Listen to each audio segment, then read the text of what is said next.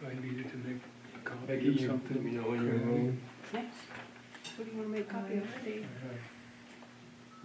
They're on. have this letter from Dave Bourne regarding. Good evening. This is the February How many? 18th, 2026 meeting of the Town of Newry, Maine Planning Board. This meeting will come to order. My name is Ted Baker, and I am the chairperson for the board. This is a public proceeding, and you, the public, have the right to hear everything that is being said unless the board votes to enter into executive session for Maine's Freedom of Access Act. You also have the right to review any of the material created or received by the board that relate to the board's deliberation, unless state law makes that document confidential. Please notify the board if you are unable to hear or if you would like to have access to any material. Tonight's meeting is being audio recorded. If you like or need access to this or previous meeting audio recordings, please see the town administrator. I would also like to welcome Western Hill Access Television and its viewers. Mr. Roma, if you've not already done so, please sign in. I think we already did. We're all set that way. This was on the printer. Oh, well, I think, oh, who's that ugly guy? He's still more here, up there. If you're not, let's see, this is a working session of the planning board, Maine Freedom of Access Law entitles the public to attend the meeting, take notes of the meeting, and make an audio or video recording of the meeting. The board's policy is not to allow public comment during the meeting. However, as chairperson, I may allow exceptions when it is in the interest of the board. An example of an exception would be to allow an abutter to address the board. By the Newry's Planning Board bylaws, this meeting may not last for more than 2.5 hours. The meeting may be extended by 30-minute increments if a motion to extend with a pro vote is made for each 30-minute increment. If the meeting is not extended, any remaining agenda items or discussions will be tabled at that time. Tonight's agenda includes the following business: continuation of application 26-290, amendment to Barker Mountain Village subdivision, in particular a lot split. Public hearing on application 26-290, continuation of a proposal for the board to adopt a set of rules of procedures, continuation of a proposed changes to the UDRO. Prior to attending to the above business, the board must first conduct some administrative procedures. The first of which is attendance. It's amended June 8th, 2021. The board is made up of 3 voting members and 2 alternate members. In order for the meeting to proceed, I must first establish that a quorum is present. A quorum consists of 2 voting members. Tonight we have myself, Ted Baker, as chair present. We also have Heidi Murata, vice chair, present, and Cindy White, secretary, present. Let the minutes show that we have a quorum. Next, I will ascertain voting eligibility. A voting member that was absent for the previous meeting is not eligible to vote on any old business unless they have completed an affidavit stating that they reviewed the material for the missed meeting, read the draft minutes, and have listened to the audio recording of the meeting. All members of the board were present at the last meeting, and therefore we are all eligible to vote. Let the record show. Let's proceed to minutes of the prior meeting. Does any member of the board have any edits or comments on the minutes of the February 4th minutes?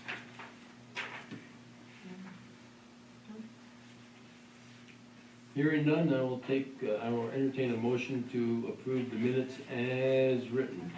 So moved. And a second, please. A motion with a second to accept the minutes as written for Wednesday, February 4th, 2026 have been made. Is there any further discussion? Hearing none, I will take a vote. 1, 2. 3. Let the record show that the minutes for the Wednesday, February 4th, 2026 meeting of the Newry Planning Board have been adopted or approved.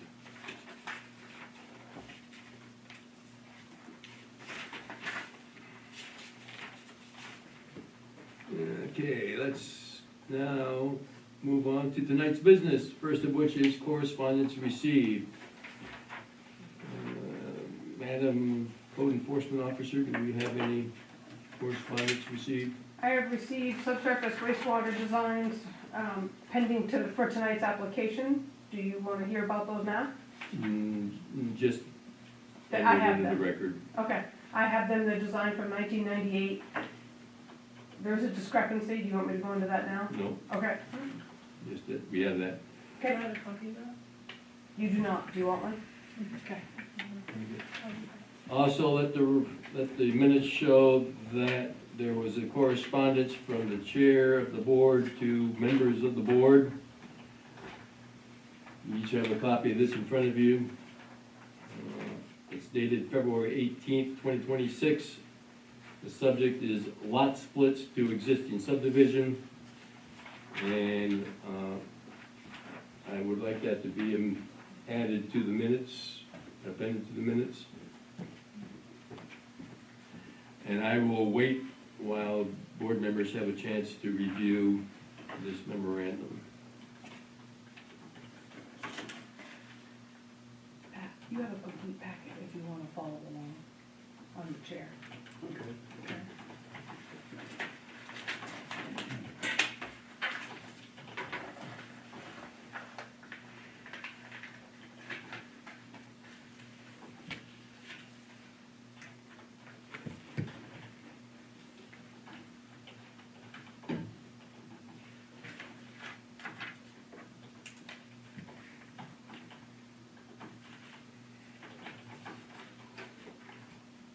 Reading the You still awake? 4407 online, to like see what those, just read them, and I see some shells in there. What? Shells. Shall, yes. Yes. Dreaded word, shall.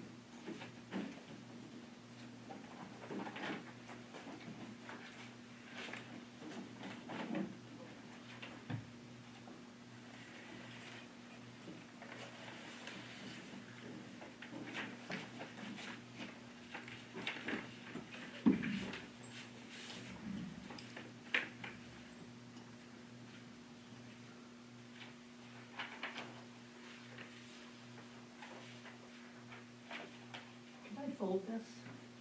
The plan? Yeah. Yes.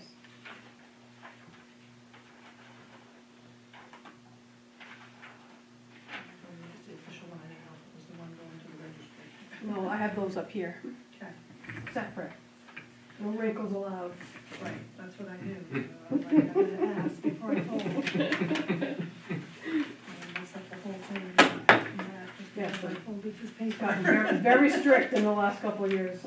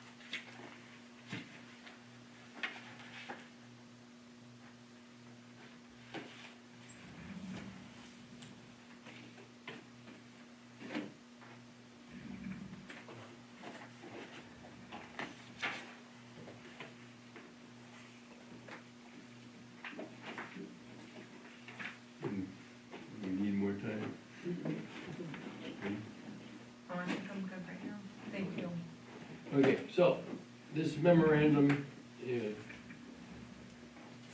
kind of discusses the requirement that planning boards have to apply the criteria of approval that's outlined in 30-A MRS 4404. And if you were to compare 4404 to our UDRO section 5, you would find it almost word for word, with the exception that we have one extra criteria of approval in the UDRO at the very end, and that covers compliance with town ordinances.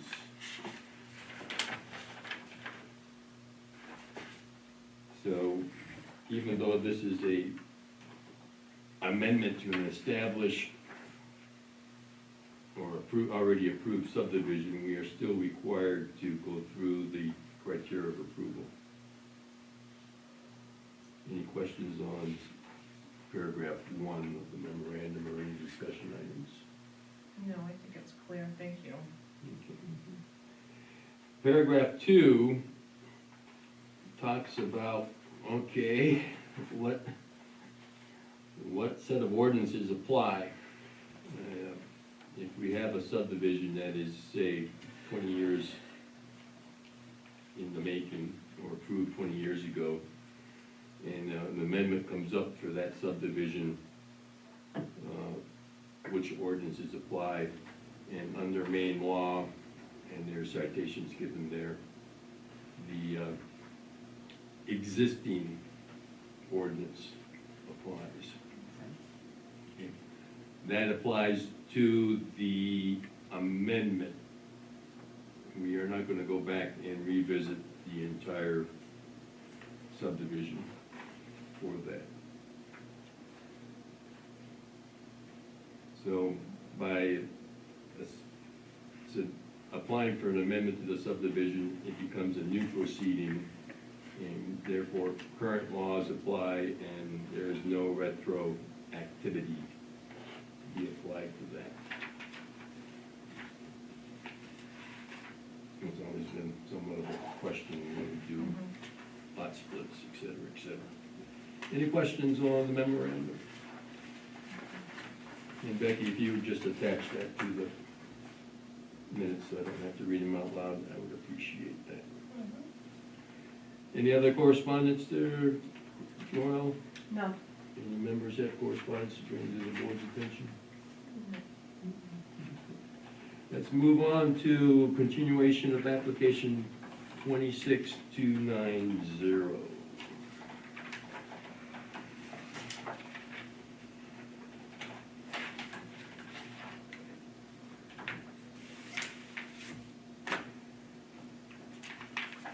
This is a continuation of our review that we started last week. And just as a quick recap, we started down, we have determined that this is a major subdivision amendment 2. We also decided that the planning board has jurisdiction. We accepted the deed submitted by the applicant as proof of ownership. And the applicant is representing himself, so there is no agency involved. No members of the board came forward with any conflict of interest or bias, and there were no challenges. We also discussed additional fees to be covered the cost of the town. I have collected the application fees as well as the publication fees. Okay. So let the record show that the application fee as well as the additional fee of up to $200 has been collected.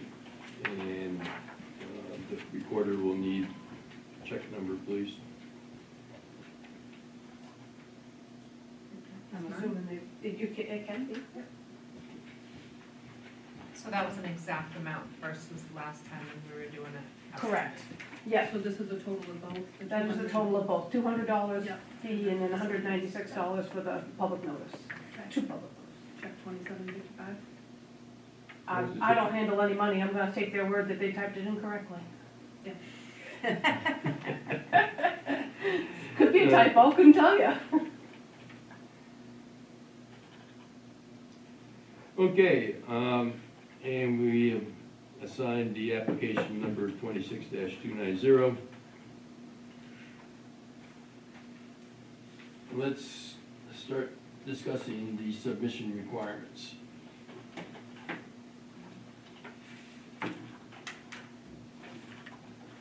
Let's first direct our attention to Form 10.1.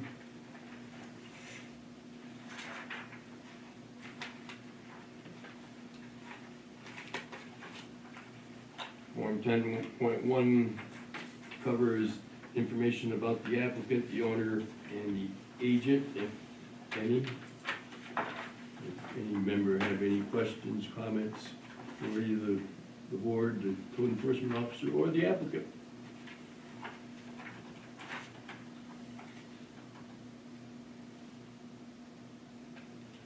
Are you suggesting we have questions about the question about the waivers? Is that where we are? We'll work through that. Are we We're skipping talking that about one? waivers of submission requirements only. We're on Form 10.1 right now. We will discuss the waivers for performance standards after we find the application complete or incomplete. Oh, okay, so this checkbox that says, are any waivers for submission requires being requested by the applicant? Right. We did that and there was a. No, we have not done that, we're discussing that now. Okay, There is no missing, I did not see any missing information in 10.1. That will not be the case in 10.2. Let's get through 10.1 first. Is everybody happy with 10.1?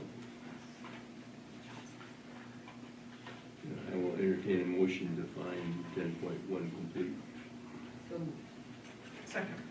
A motion and a second, finding that Form 10.1 for application 26-290 has been made. Any discussions? I'll take a vote. oh, one. 2, 3. Let the record show that the board has found application Form 10.1 for 26-290 complete. All right, let's direct our attention to 10.2. 10.2 has many non-applicables, which kind of equate to submission waiver request.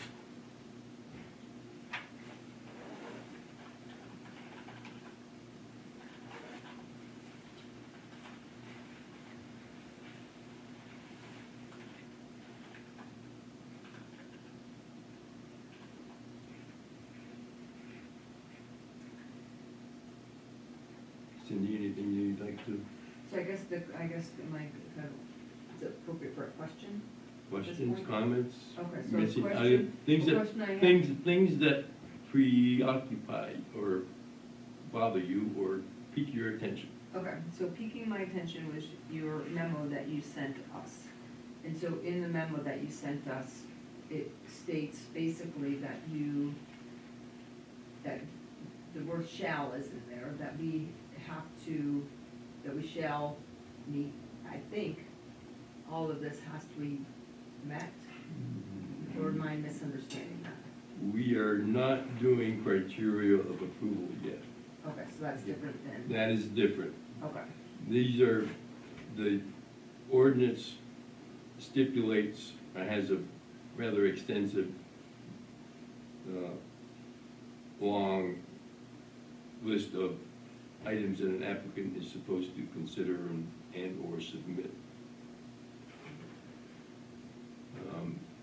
Some of them, most of them probably should relate to a criteria of approval that will be discussed later on. okay. Basically, this is the list of evidence that the applicant should be submitting that will allow us to find findings of fact and render conclusions of law as to the criteria of approval. Am I making sense? Okay. Heidi, any? So, when an applicant checks not applicable, however, at our last meeting, we talked about notifying the abutters. Under item 13, it says names and properties of owners within 1,000 feet. Do we still need that information from them? How do you feel about that? Is it, well, to me, it seems like it should be there to be complete. If they're checking it, I'm trying to figure out the difference between last time we requested that went out and we don't have that right now, so we need it, Well, right? well, hopefully, I see the courier has come back. Do you have? She has all the receipts. Yeah, we did not think that was necessary, so we checked it as not applicable, but at the last meeting, you told us it was necessary. So we still need to have we still need to have the proof of We notification. have the receipts. Yeah, and she's making copies. I think she's copied every job. So we will come back to that. Here she is. So, my question for you I haven't is, verified these yet, but I will. right now, we're not deciding whether things are applicable or not applicable, because that's actually during finding of fact, or we're actually saying that we think that this is applicable, and if we don't think it's there, then it's missing from our package. Just because the applicant said not applicable doesn't mean that Okay, the applicant would like it not to be applicable. okay, The board may find it to be applicable. okay, so here's my question, because in the retroactivity, or no retroactivity, on the road driveway entrances, a copy of the approved driveway entrance permit issued by the Maine Department of Transportation, because this is going on, it is a public road, correct? The entrance It to is, the that town road? It is a town road, but the main DOT is required only for portions of Sunday River Road that are under main DOT or Route 26. So it doesn't Correct. apply to any other town road No, on the driveway? no. Now, there is a driveway ordinance. How does that apply to this situation right now? I don't know, I don't have that answer yet. And Let me the only finish reason- checking the abutters, when we get, I'll research that while you guys are finding the rest of this complete or not complete. And the only reason that I'm asking is that we just got the, survey plan tonight, and looking at the driveway and being on the other property that's not their property, I'm wondering if that needs to be applicable to have an approved driveway. To on the existing property. lot, so you mean to lot 3A? No, the driveway currently encroaches on the neighbor's property. That's on lot 3A. Yeah, That's an existing driveway, I'm not going backwards. I will not go backwards. There's also reference to a right-of-way easement in the deed for that driveway. okay, so, but it says here, in a copy of approved driveway entrance, so it doesn't apply to this road even though it's a town road. I need to catch up with you. We Okay, need to just find this application complete first. got it, Okay. okay. Well, if it's supposed to be there and it's checked not applicable, that's what I'm Okay. questioning. Yeah, there is no proposed or building site on lot 3. Right, and I am the person that has control over the driveway ordinance, so when they submit, or someone submits, a building permit application with the driveway drawn on, that's when I would apply the driveway ordinance, as well as the land use building code ordinance, those are the two ordinances, the planning board doesn't go over. Okay, Okay, thank you, you're welcome, now I get what you're asking me. thank you. So you- Sorry, well, I'm no, just No, trying to no, dot your no, i's. no, that's Ask good. all those questions. That's good. That's good. Because there is no proposed building site on the undeveloped lot, lot 3, there's no driveway shown Okay. at the moment, and therefore, but as Joel said, that would have to get a driveway permit, or whatever it's called, Yeah. driveway entrance permit from the town, Okay, at the same time probably that they pull the building permit. Other more modern subdivisions such as, say, Merle Hill, there was a defined building envelope in a defined driveway, okay, which, but that's not the case here. okay. Any other questions? I have one. Yes? That's okay. So when he does split this, I know in the past, they had to draw like a circle of a certain diameter to ensure that for the building area. That's not part of the covenants for this old subdivision. Oh, I didn't know if it was a covenants thing or an ordinance thing. Well, none of that was included in the previous subdivision, so I guess we'll find out if it's needed now. Okay. So question, I'm sorry? my question. Yes. So number 17, we have to, we need to, is that one we have to worry about or not? Yes. Description of the type of We do sewage need to disposal worry to be about- used, because that would have to be determined for that lot 3 as compared to 3A. Yes. So we need to even, so that's a Yes. thing. So when I reviewed 10.2, the first one that caught my eye was 11, in covenants, in that lot, what will be lot 3 has a rather large easement going right across it called the CMP power line, 50-foot wide. However, I see that with the survey drawing that was submitted tonight, that easement is now shown. So that has been satisfied. However, it does not make any reference to the book and page on the registry of deeds, but that easement does exist, not visually seeing it.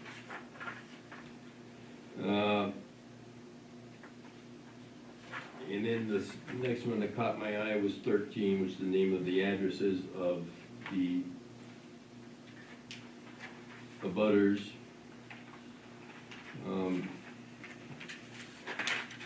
Do we have the list of all the abutters that are within 1,000 feet that was printed out, I guess, by GIS? That's what, I provided this, I Okay, did this, yes. Okay.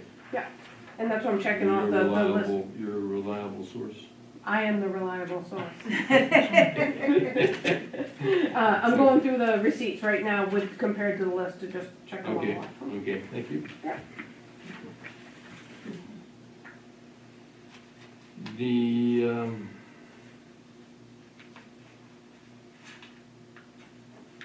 other item that caught my eye was item number 17, which Cindy, you've also caught on, is the description and type of sewage disposal to be used.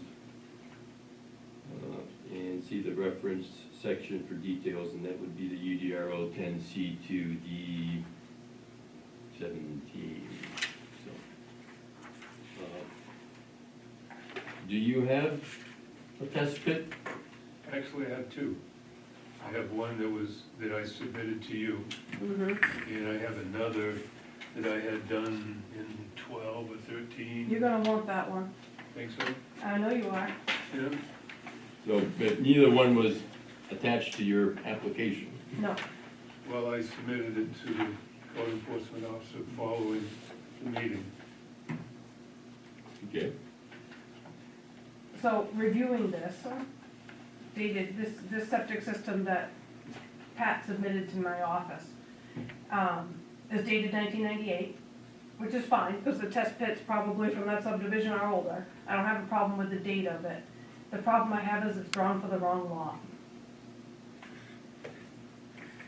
Really? I've gone over this, I've spun it 3 ways to Sunday looking at the map. If that's north, he drew it on your lot, the one that your house is on.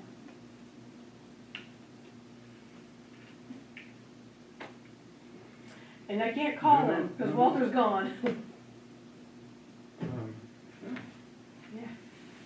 No, this Valley View. Right. Right? So it should be that lot, not there, Yeah. for the proposed house. See where the X is? He drew it Right. over here. Well. Well, yeah, let's look at 2012, huh? Yeah. Yeah. Thank you. He got the pit in the right place. And they all have, this should have been submitted with them. Yeah, well, I've only got 3 copies. That's all right, let me have that.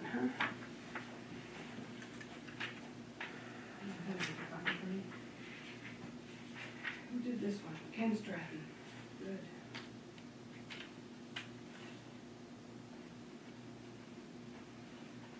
All right, I will review this. I'm gonna give this copy to the chair and one to you for now. Pat, I can return these.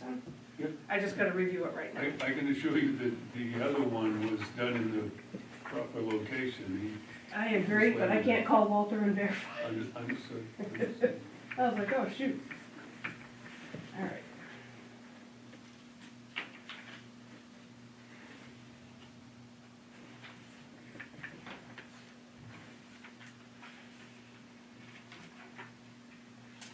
This is very clearly on lot 3.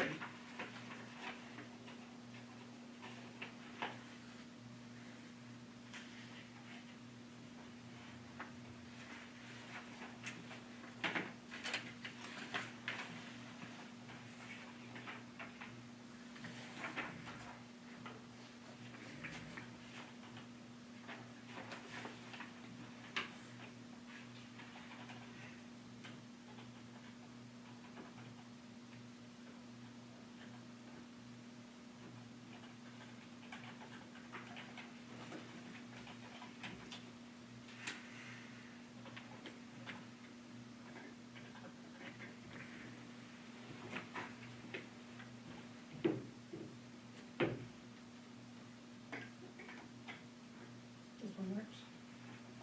I'm waiting for the chair to determine whether he likes it or not.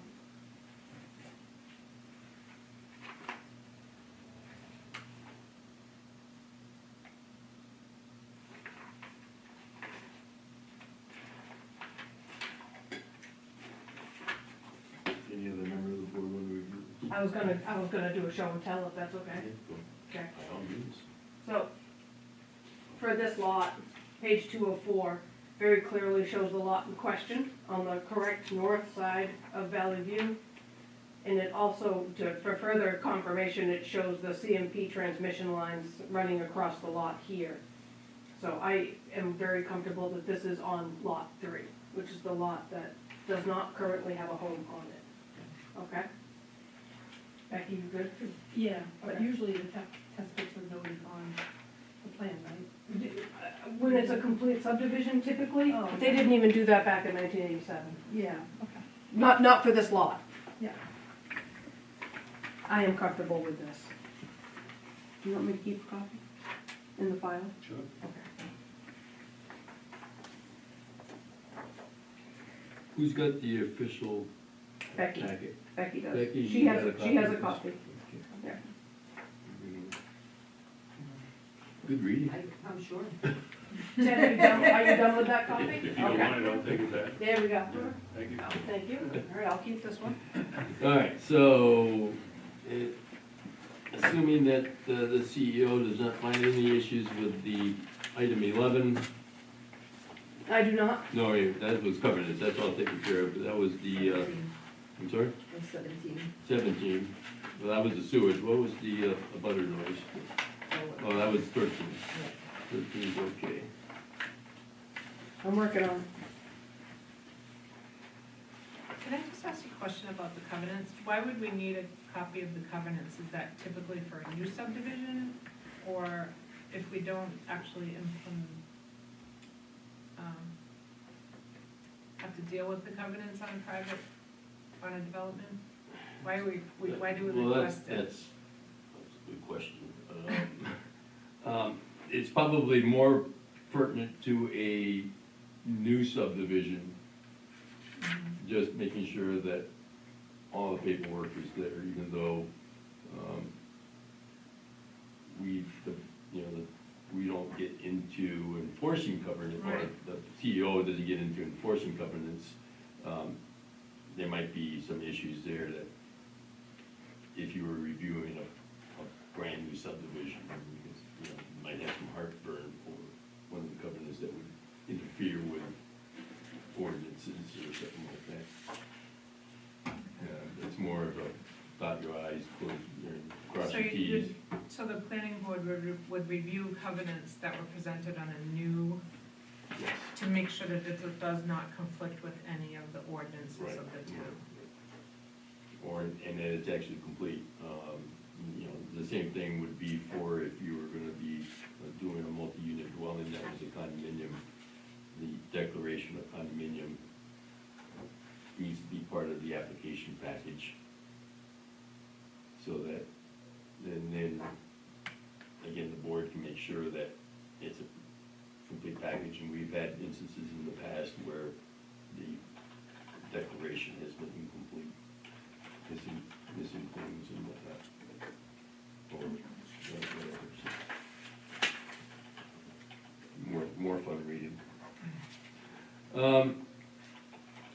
The last item that caught my attention on Form 10.2 was item number 20. Now, we will be picking this one up again when we take up the applicant's request for waiver of performance standards. So this one's really gonna be conditional on when we get to that one. Well, 19. The type of water supply system to be used, is that one that, we're just trying to figure out why you would look at 17 and not? Well. You want me to answer that? Yeah, that'd be good. Oh, The well drillers or the excavator, if they're gonna go with tiled well, yeah. are gonna come in and say, oh, we've built up here plenty of times, here's our letter saying there's plenty of water. Oh, right. Oh, right. Subsurface wastewater, where it could impact people's health, I tend to get a lot more strict with it. But you're the board, you make the vote, this is my thinking in Yeah, my no, head. appreciate The, it. Yeah. the criteria of approval for adequate water is well intended, but difficult to, Approved. difficult to establish at a reasonable cost. Mhm. Uh, Without drilling the well. And without bringing in a very expensive hydrologist who would probably kill a couple trees and doing his or her study of the hydrology. Or you could have the, what is Yep. the water, which Oh, person? the dowser? Dowser. Well, that's almost as good as the well driller coming in and saying there's plenty of, so if this was, again, a major subdivision, that would be a little bit more Okay. of a concern. But that's just the chair's opinion, not necessarily the other board members, so you're very. No, I'm just, that was the question that got answered, thank you. I will make a motion that with the contingent of how we handle the waiver request for performance guarantees, that Form 10.2 is complete. However, should the board not grant the waiver for performance guarantees, then a description of fire protection proposed would have to be added. We can waive the, Okay, the applicant has, in his letter submitted to us, has included a request to waive section 13 of the ordinance, which is the performance guarantees. oh, One of the subsections in that section is called life safety and fire suppression, and requires lots and subdivisions to either have access to a firefighting water storage facility of some sort, cistern or fire pond. Or require that the dwelling units on that lot to be sprinkled.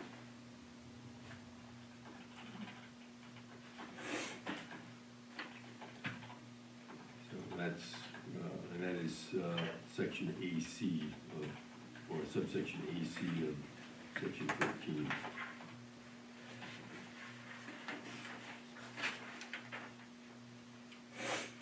I have a question. Yeah. Why would 25 be not applicable if an application's being done? Shouldn't there always be proof of no tax liens?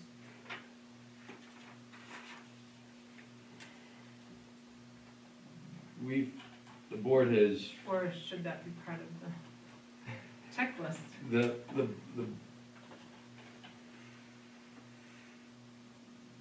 I believe the most recent discussion with the town attorney is that the board has no right to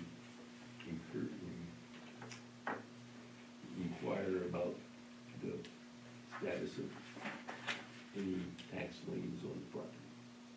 So this probably should be, And it's no different in my world, doesn't matter to me if they owe taxes, if they want a building permit, I'm gonna issue one.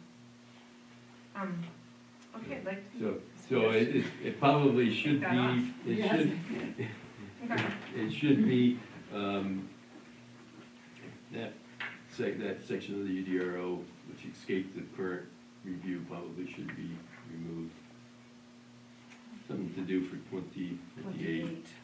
I'm not doing 2020. All right, So the CEO has confirmed the abutter list and the receipts for the Okay. abutter notifications. okay, so the only condition on Form 10.2, as per my motion, is the one that I'm put forth as method of fire protection.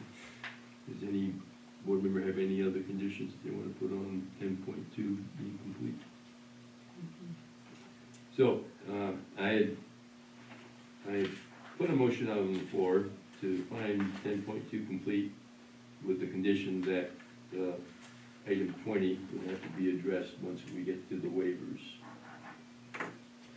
Do I have a second for that? So Motion. moved. Moved, okay. Are there any further discussions? So what we're gonna do is, if we find the complete application complete, we will then move on to consider the waiver request.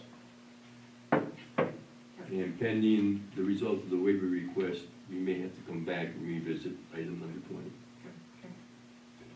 I will vote.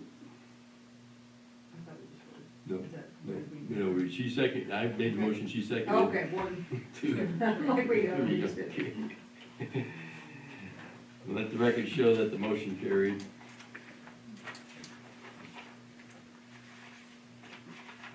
Let's move on to Form 10.3. Information on the development plans, which is no S, just one.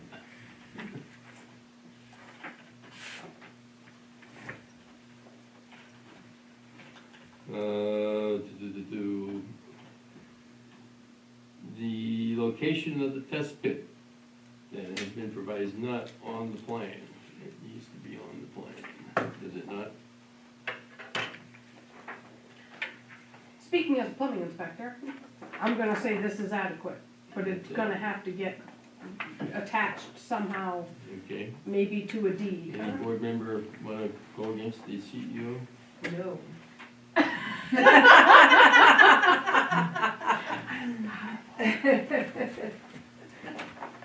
Heidi hasn't spoken yet, though. Oh, I'm okay with that too. Does any board member have any other issues with 10.3?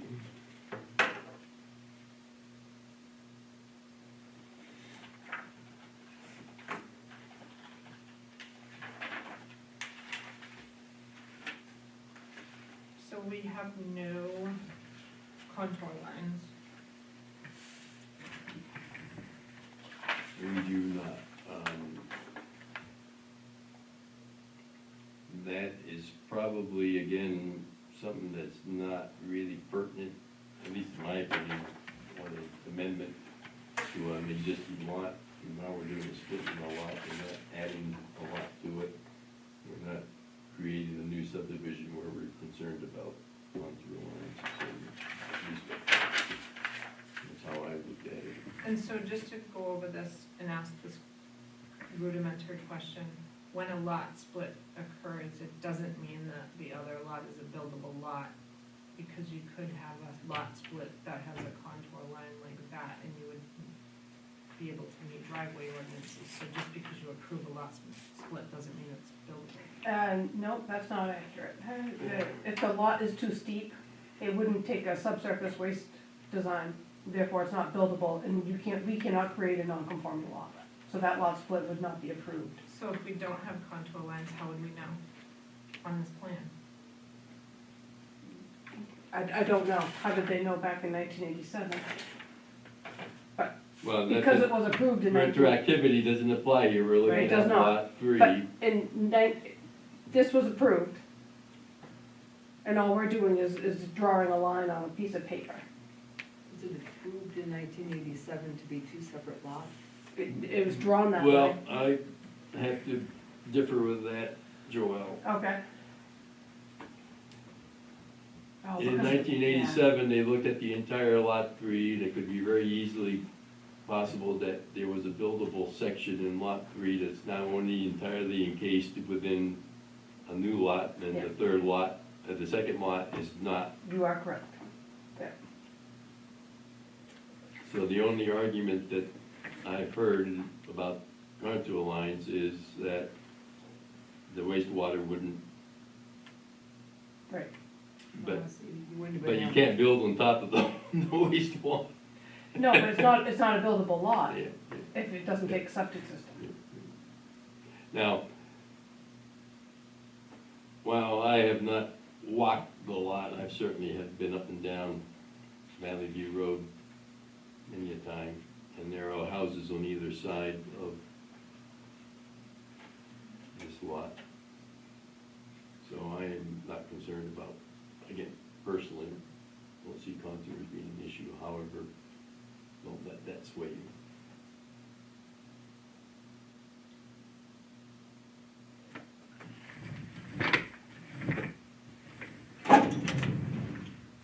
So again, my original question though was, even if the planning board approves a lot split, does that authorize the lot to be a buildable lot? No, it does not, but then the planning board would be in error if it approved a non-conforming lot. So I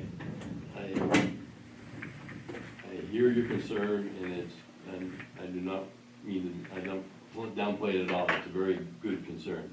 But lot three and lot 3A both need to be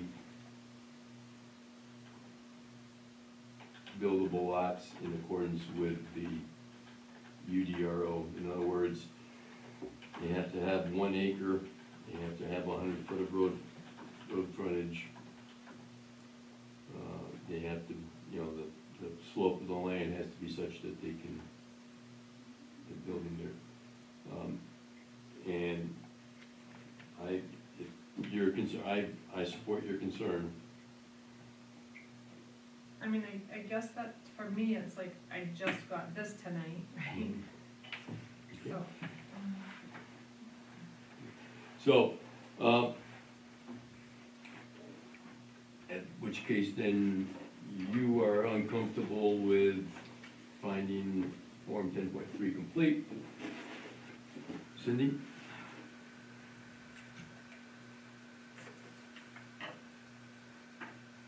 I guess I'm comfortable with that you've seen, I didn't walk it, I haven't been there, I haven't seen it, and I know that that can include a walk. However, I support Cindy's, or Heidi's, Yeah, I'm not. I support Heidi's concern and desire to see contour lines.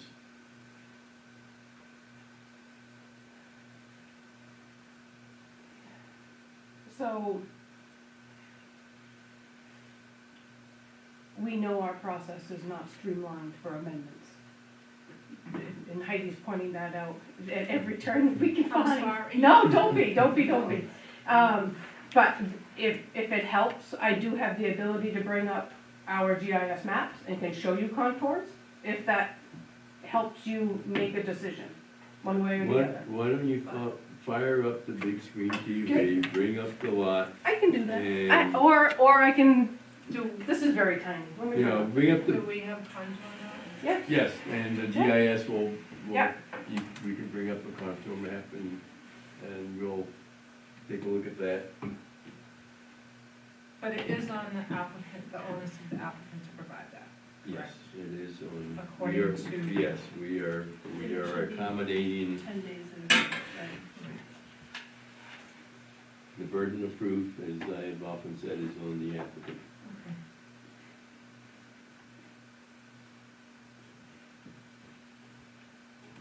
What number was that, Heidi? It's number 7 on Yeah. page, on the template, right?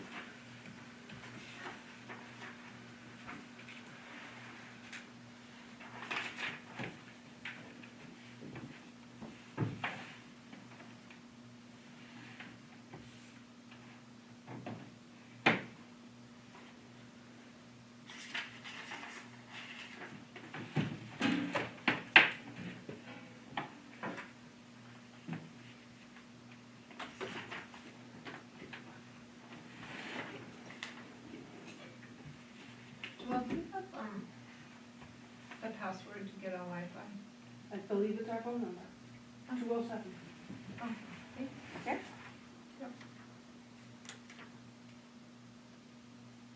If you're looking at our GIS maps on your phone, it's not mobile friendly. I will say that. Okay, I'm trying.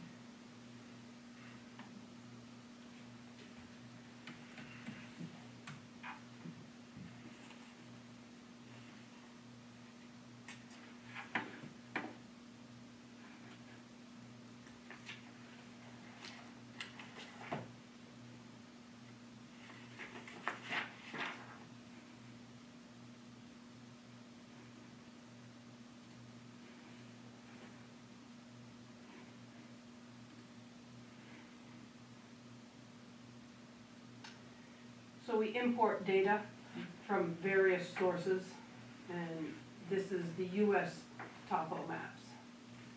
Trying to see if we have anything better or different.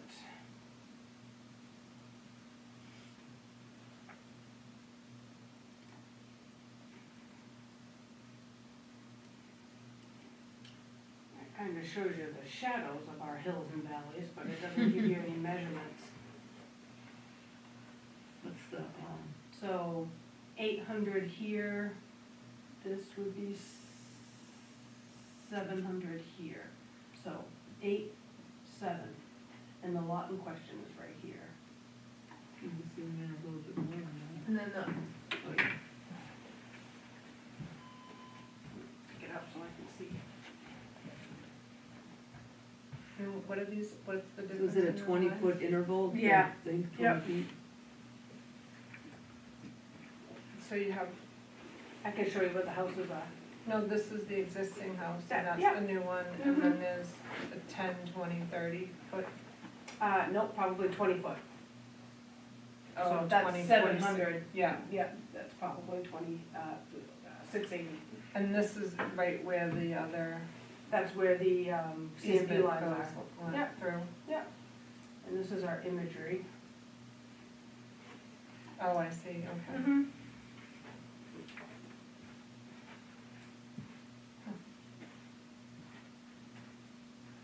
Looks a little different than the survey, doesn't it? This is a flat tax map, and they're Yeah. not, and we They- don't you use this. can't- they- Yeah, they're so not that's go- what I'm they're saying, the not going to. contour makes it. Curved earth flat map. Click on the topographic ESRI, does that bring up anything? No, that doesn't do, that just shows us pretty shadows. Okay. That's it. In the topo map, the Yeah. scale is pretty lousy. Yes, it is. Yeah, I don't know if we have. For reference, there is a house pretty much where the 10.2 is. Yeah, I just showed them that, the imagery, yeah. It is hilly, but it's not, Yes, it is very hilly, yeah. it's not, you know, compared to some other lots that I've seen around town. Yeah, and this has actually got the room to make the driveway swale down and around versus what these folks did. Which is straight down. The Oh, logical- so this actually goes downhill. Yeah, Correct. this is the low, Ooh, I was this, thinking it was this like is, that. this is the Okay. low point. Yeah, This is- Sunday River Road. This is all bog, right in here, this is all bog. Lots of Oh, I deer. know And- what that is. Yeah. The, I've heard of snowmobiles down there. Mm-hmm. the where's, up here where the, river, this is the, Yeah, I know river. right where they Yeah, are. this is all unbuildable in here because it's all wetland. Yeah. Isn't there a river that comes through right here? There's a stream. There is a stream, and that would be one of the things I would have to look at. It does not show up on our shoreline zoning maps. It's too Okay. small for that. But NERPA, the Natural Resources Protection Agency, when the client or the owners come forward and wanna build here, I guess it's somewhere right in here. Yeah. That would be a consideration for the septic design, it would be a consideration of where to locate the house and how far away they need to be, yeah. Good chance it's probably right down there. Yeah. Well, I think it's probably right here because we used to have to cross it Mhm. on snowmobiles and it was It's a good always a time. water bar. It's Yeah. a good time, yeah. Does that help? Yeah, it makes it complicated. Well, the shoreline zone factor, because Welcome to it the is not planning- shown in shoreline Welcome to the zoning. planning board. The water protections, if you will, for NERPA, that would come from my office with the building permit application.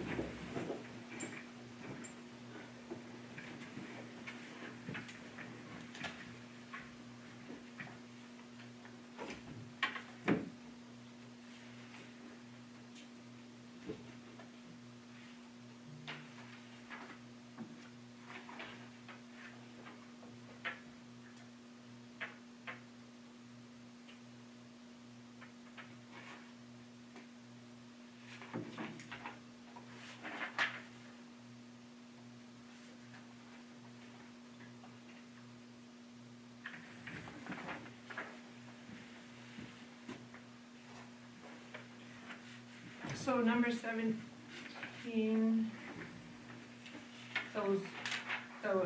those aren't considered a stream or a brook? No. Okay, No. thank you. Mhm.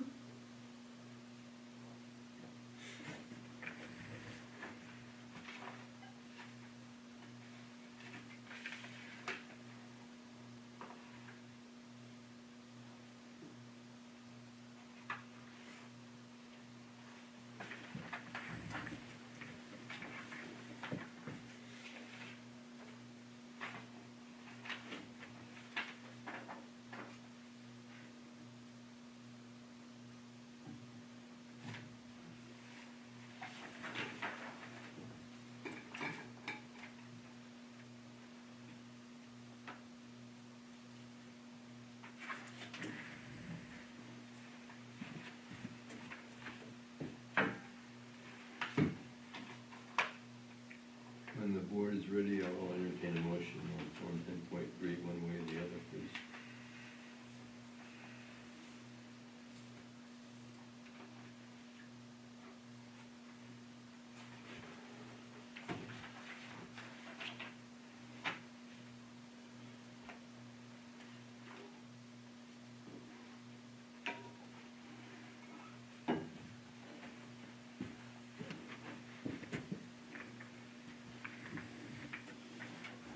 I guess I'll make a motion of 10.3 as being complete with the, I don't know, what the state is with the, You stated that's complete. just say state complete, we don't have the same thing about the fact that we saw that was shown to us. That we're happy with that. Okay, no, it's just complete. I So you will, move that 10.3 is complete. Yes, thank you. and I will second that. We have discussions. Heidi, any discussions you'd like to have on 10.3? Mm, Cindy? Cindy, you made the motion, any discussions? I do not have any further discussion. I will entertain a vote, having a motion that 10.3 is complete, having it been seconded, and we'll take a vote on that, please. One. I will vote in favor of that as well. 2, 3. Let the record show that Form 10.3 has been found to be complete. Let's move on to 10.4.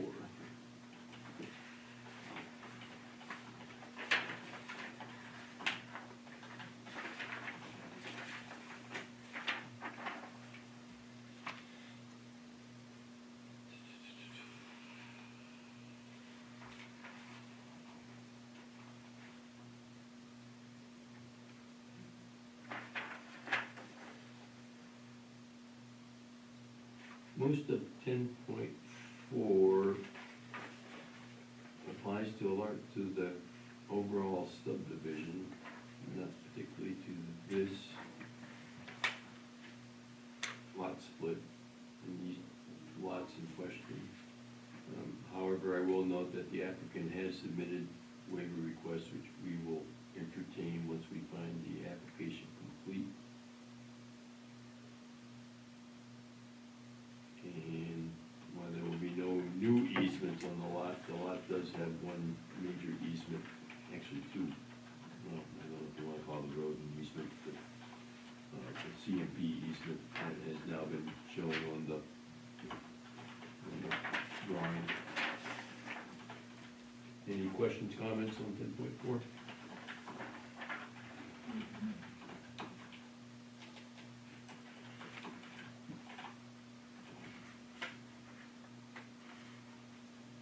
Heidi? No, I'm just going over it right now. Okay. Take your time.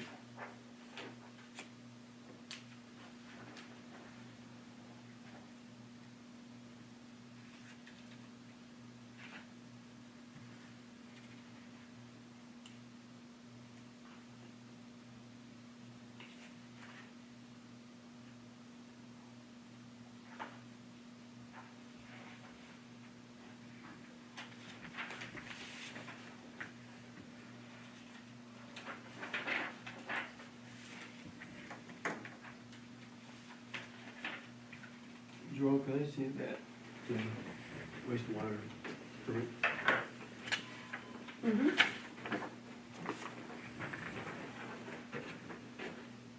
No. Okay.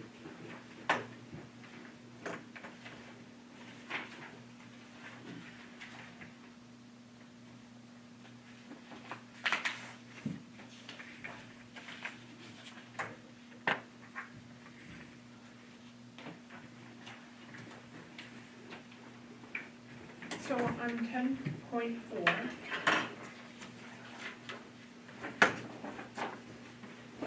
it says intended request of waivers, and it says yes, and it says if yes, attach each waiver request to this application. And that was submitted The letter. in the letter. The letter, The okay, letter. so it's just the letter, Yeah, it's just that letter and it looks. okay.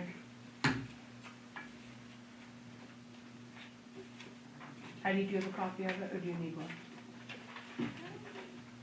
Was that in the original Yeah. packet Yeah, submission? it's- Oh, yeah, it's in here, It's this, the January 28th. yeah.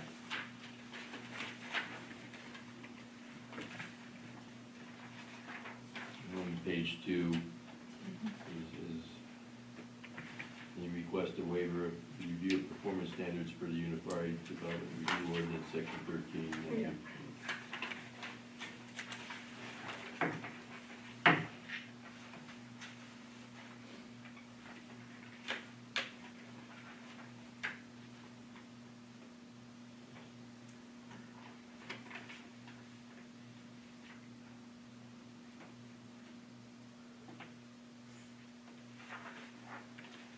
Make a motion that 10.4 is complete. A motion, do we have a second? Second. A motion with a second, finding Form 10.4 for application 26-290 has been made. Any final discussions from board members? I will take a vote. 1, 2, 3, let the record show that the board has approved Form 10.4. I make the motion having found that Forms 10.1, 10.2 with condition, 10.3 and 10.4 have been approved by the board.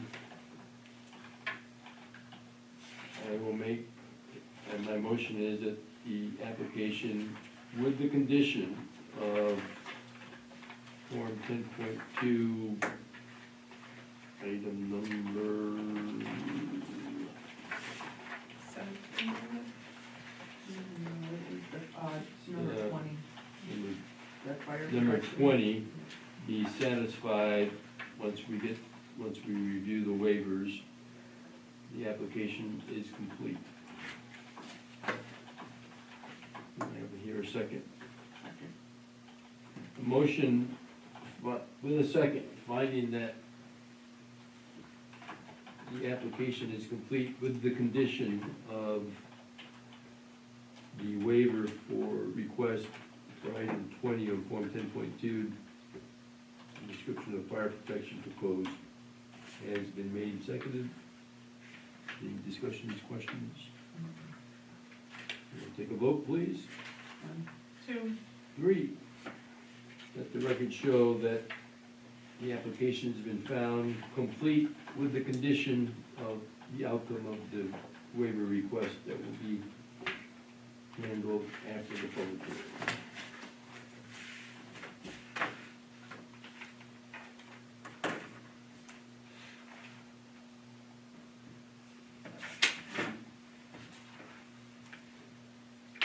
Becky, the date for that application complete is today's date. Okay. I will recess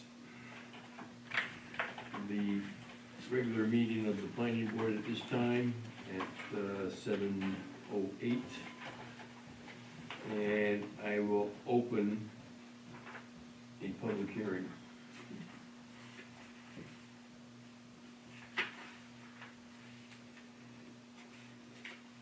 From the Newry Planning Board, public hearing. This notice is being published to inform you that the review of a major subdivision application amendment regarding the Barker Mountain Village subdivision is currently being conducted by the Town of Newry Planning Board. The applicant, Patrick and Joyce Roma, proposes to split one lot into two on opposite sides of Valley View Road, tax map R12, lot 003, and tax map R12, lot 003A. The physical address is 70 Valley View Road.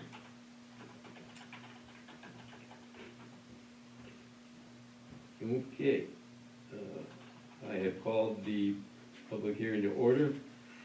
Let the records show that we have attendance and a quorum. We have 3 members of the board present, namely myself, Edward Baker, Heidi Murata, Vice Chair, and Cindy White, Secretary. And our alternate is absent.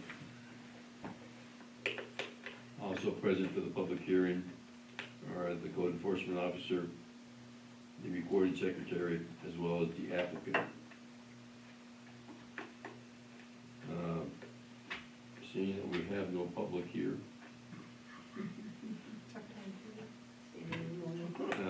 I don't see a need for an opening statement for the chair. Does any member of the board feel that we need to appoint a moderator? If not, it defaults to me. Okay. Let the record show that the moderator of this public hearing is the chair. Mr. Roma, do you have any overview of your application that you'd like to put on the record of the public hearing? I think you have what you need already. We Is have any, answer questions. does any member of the board have a prepared statement they would like to read? No. I do not either. Does any member of the public have any prepared statements for the public? I could probably go on the back Let the closet record and get show that the those. public has no prepared statements. I will open the floor for comments and questions from the public. Let the record show that there was no comments or questions from the public. And summary and closing statement from the chair. Not much to say. I will adjourn this public hearing of the Newry Planning Board concerning Do you have to the... make a motion to adjourn? No, I do not. Okay. So that the public hearing is adjourned at 7:12 or thereabouts. You all set there, Becky?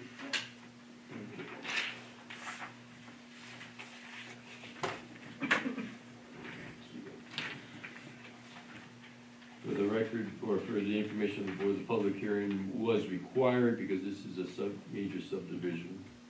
And it was also on the advice of the town council. Okay, let's discuss the waivers. Oh, so you wanna reopen the, Oh, okay. Let the record show that the planning board has come out of recess and is back in session at 7:13. Thank you, Becky. All right, since we didn't have public here, I didn't actually do the whole separate recordings for the two. I'm sorry? I said, since we didn't have Oh, public here, yeah. I forgot to do two separate recordings for the public hearing. Feel free to fire me. You wish. Can only hope, yeah. Okay. Let's move on to the next item of the agenda.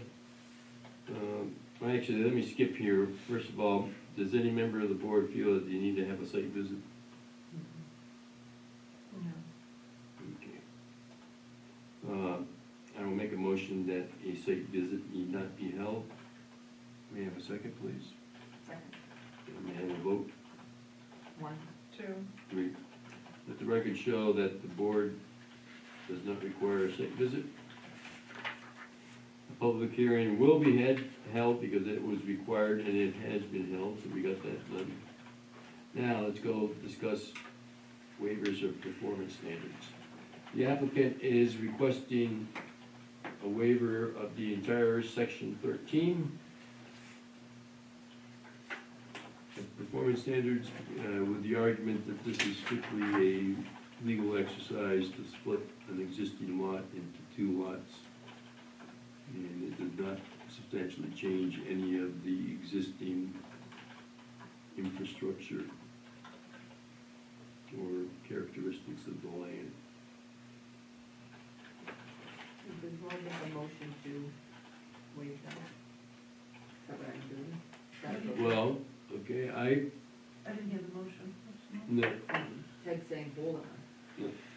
we just pull back your motion even though it wasn't held. Hold my motion back. Now,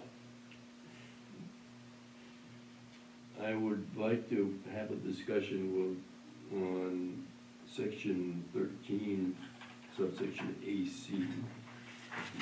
Ordinance.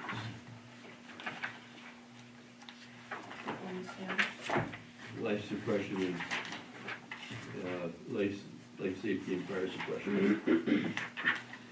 Section AC of the performance standards requires subdivisions to, all subdivisions, excuse me, to provide either a deeded source of firefighting water that is of 60,000 gallons, or a stipulation that any dwelling unit in the subdivision would be sprinkled. So, either or, it's not both, so. in the case of Barker Mountain Village subdivision, there is no deeded access to firefighting storage water. And therefore, the requirement from the performance standard is then that dwellings would have to be sprinkled. And again, we are talking, because on this lot split, lot 3A already has an existing dwelling, that does not apply, it would be existing non-compliant. However, any new dwelling built on lot 3 would have to be sprinkled. I have a question.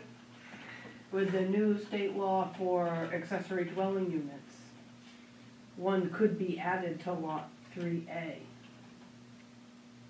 I don't know, the state is still finagling the language on life safety All right, and suppression. Okay, so as of, if I remember correctly, yet, that proposed law,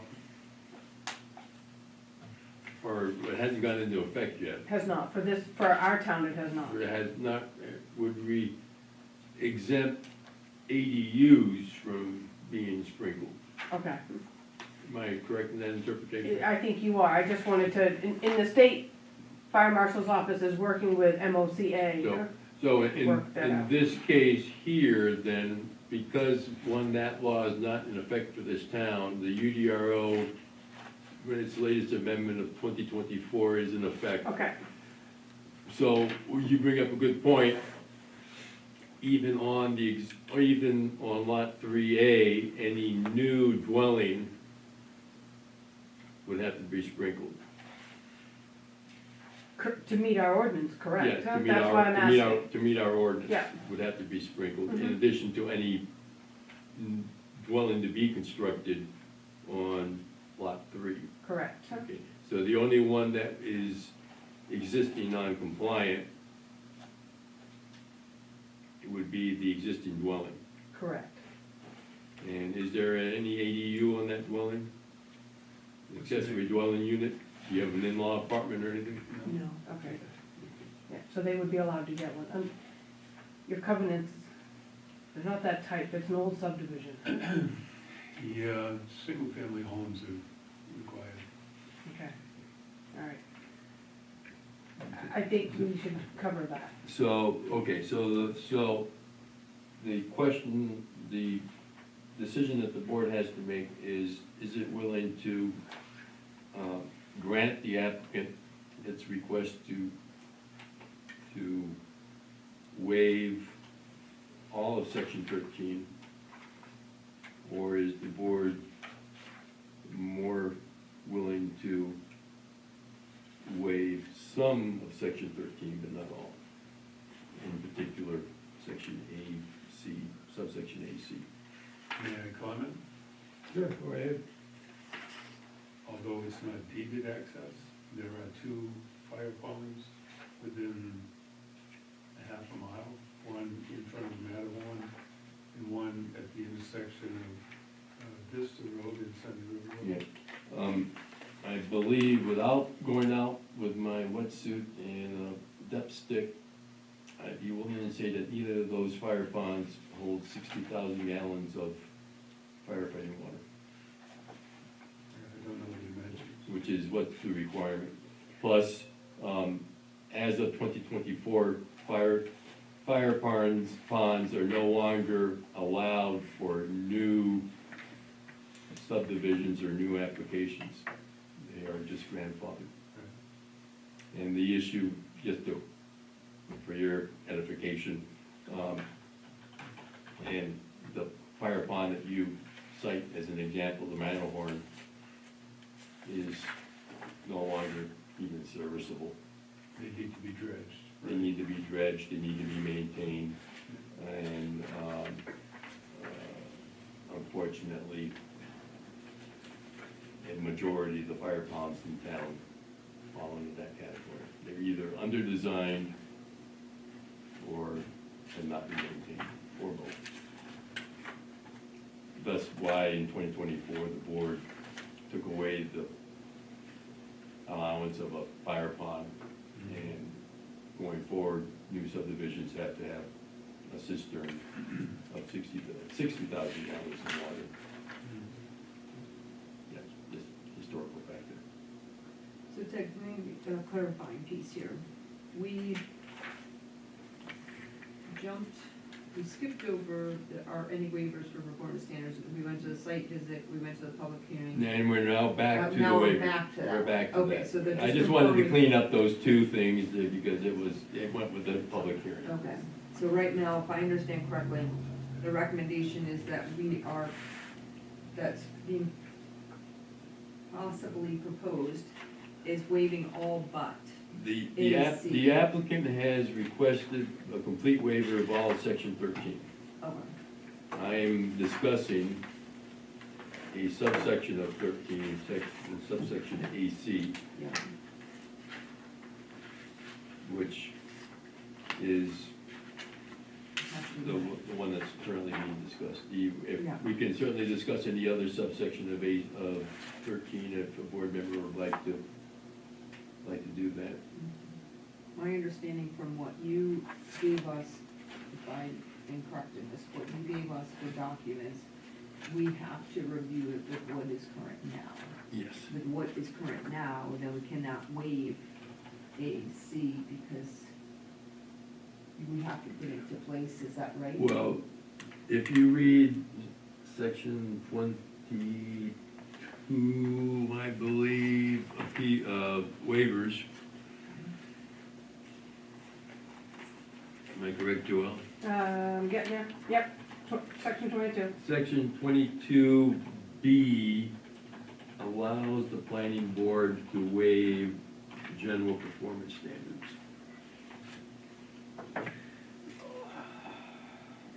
And section 13's title is general performance standards. So by section 22B, the planning board has the authority to waive general performance standards. And say we have to. So provided the public health, safety, and welfare are protected, which is the one that seems to get to the either being sprinkled or access to water. Mm-hmm, that's certainly. Can I chime in with my other hat, my white hat, What's your weight hat? my assistant fire chief hat? Oh, yeah. For the board's consideration, Mhm. I would like to recommend that lot 3A would not be encumbered with any performance standard for life safety or fire suppression. But lot 3, I would recommend that it not be waived for lot 3, Okay, so that okay? just, you've modified a little bit what your earlier sentiment was. Yeah, I have, Okay. yeah, I rethought it. Okay. Thank you. Mhm. Basically new, if anything that's built on the new lot has to Yes, be. and any dwelling unit to be built on lot 3 would need to have, and in fact, the deed would have to stipulate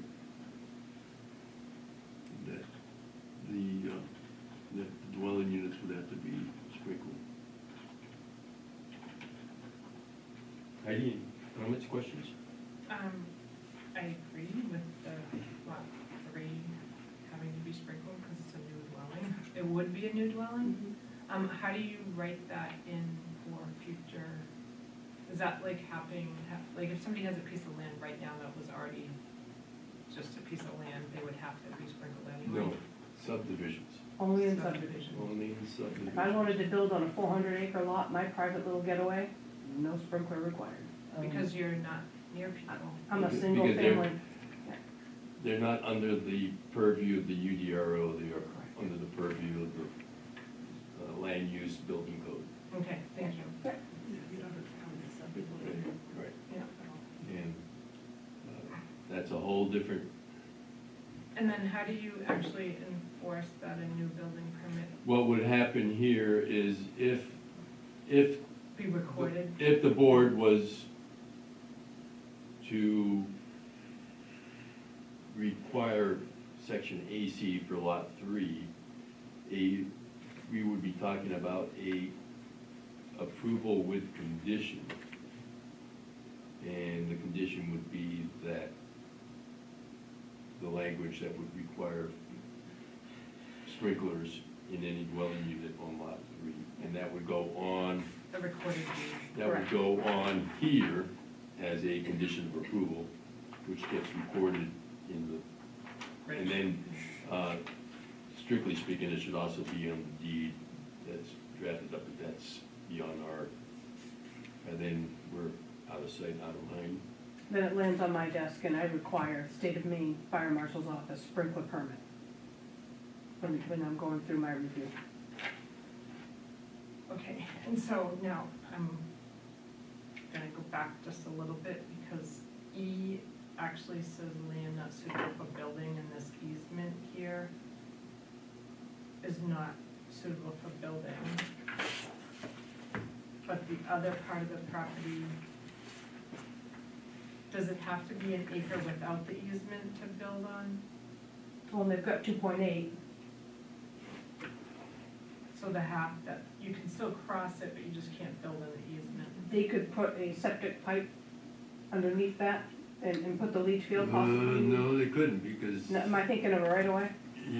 that easement is for both aerial and underground utilities. Okay, That property is quite large enough to house, to place a house and septic system without coming anywhere near yeah. that Yep. easement. So this part on this side of the easement meets the 1 acre.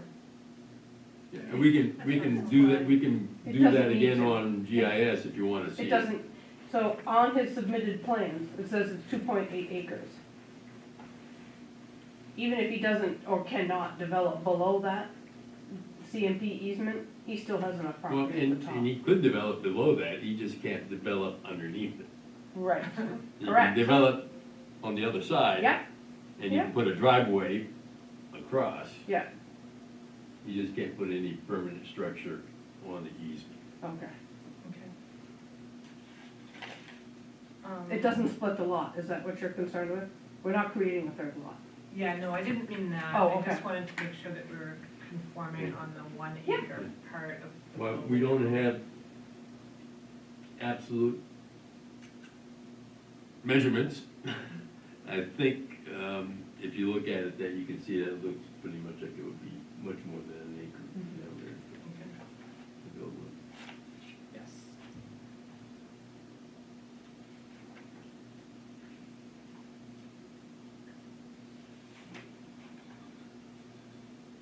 Okay, I will make the motion that we waive section 13 with the exception of section 13AC, life safety and fire suppression, as it applies to lot 3.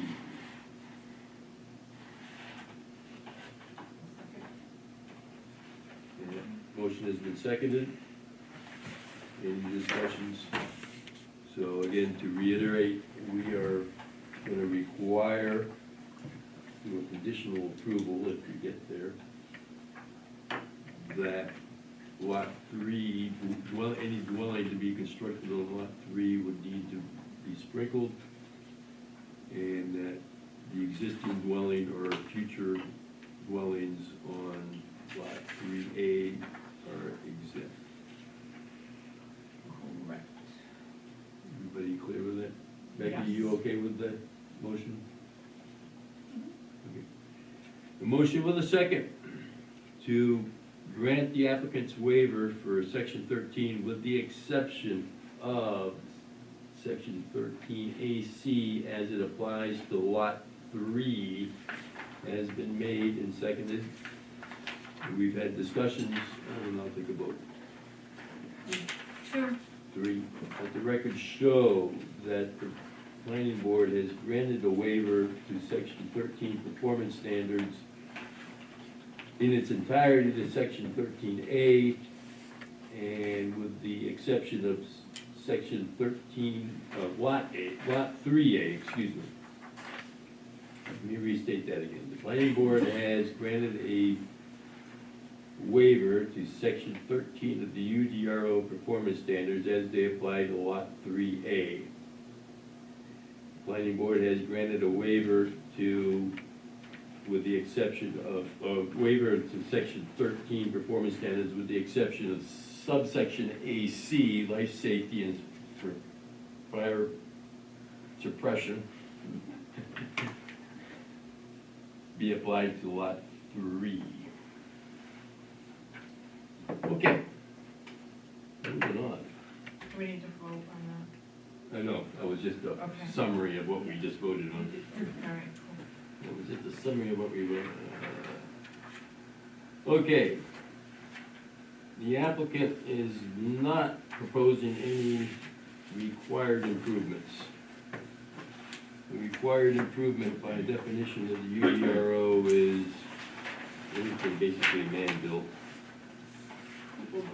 people-built, person-built. The applicant has not proposed any stormwater management infrastructure required improvements, has not proposed any structural required improvements, or any other type of required improvements. Therefore, the value of required improvements is $0. And, so the performance guarantee of $0 is 0.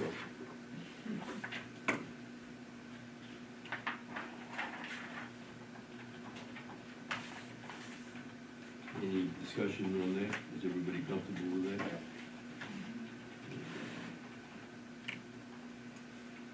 Any condition of approval being placed on this lot? Oh, do I have the wording for that?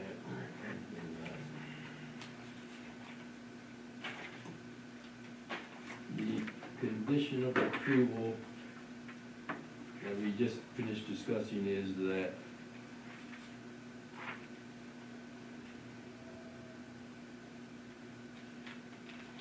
okay.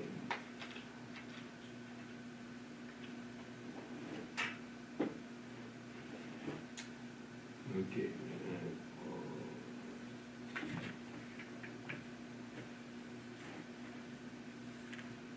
Here is the motion for a condition of approval.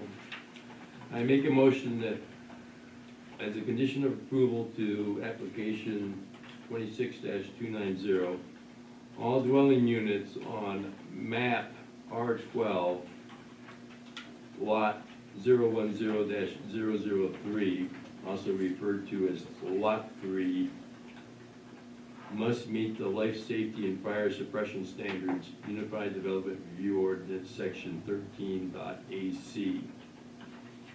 All dwelling units on map R12, lot 010-003A, also referred to as lot 3A, need not comply with this condition. Do I have a second on that motion? Second. Or any discussion other than what we've already discussed? Okay. A motion with a second on the condition of approval that all dwelling units on map R12, lot 010-003, also known as lot 3, must meet the life safety and fire suppression standards, Unified Development Review Ordinance, section 13.AC, and all dwelling units on map R12, lot 010-003A, also known as lot 3A, need not comply with this condition has been made and seconded. Hearing no further discussion, I'll take a vote. 1, 2. 3. The motion carries.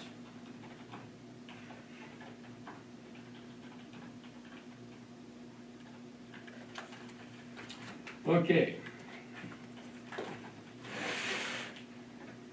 We are gonna look at the criteria of approval.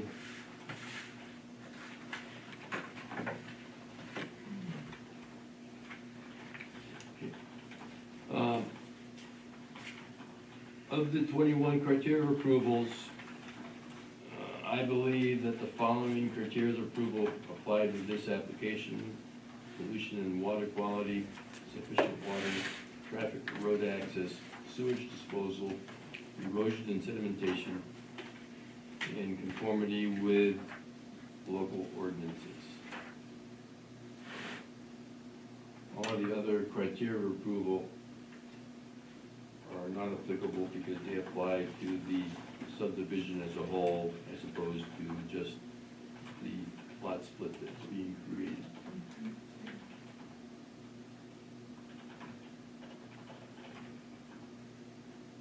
Anybody have any comments on that? Please take a look at your section 5, make sure that you're in accordance with what I just said. If there isn't something that you think needs to be in there. Do you mind doing which ones again you had? Alright, You did list them all. yeah, I ripped it right off, didn't I? Pollution and water quality, which is Okay, yep. section 5A probably. Mhm.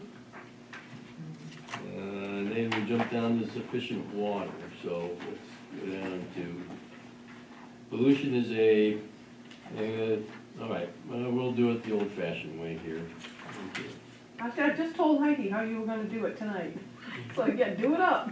Okay, which means, I'm gonna go through all 21 of them? No, but the ones you want to apply. Yeah. Yeah. Okay, so I'm saying that A, pollution applies. Okay. Sufficient water, which is H, Okay. applies. Traffic and road access, which is,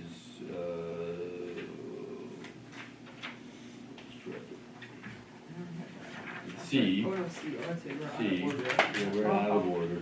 I was gonna say, Okay, good, that's where I got lost. Sewage disposal, which would be, what, D, D, D is the dog. D, D sewage disposal. Yeah. Erosion and sedimentation, which is what letter? that's erosion B. is B, You're just really challenging me.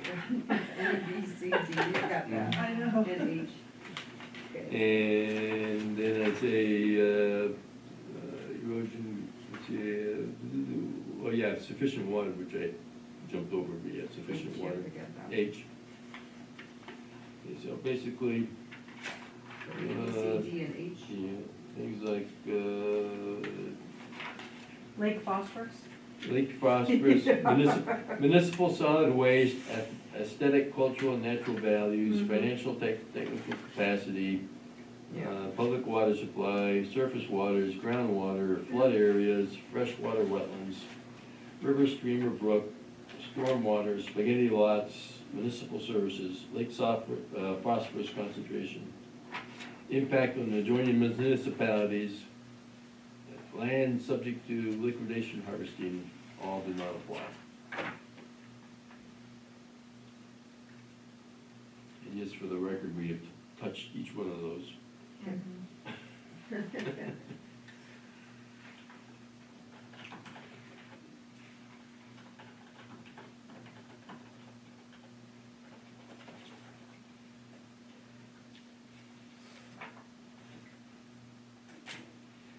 All right, does the board have any issues with pollution? No. No. Does the board have any issues with sufficient water?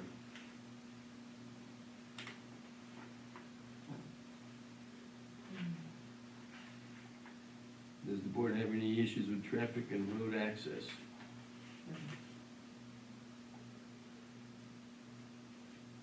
Does the board have any issues with sewage disposal? No. Does the board have any issues with erosion and sedimentation?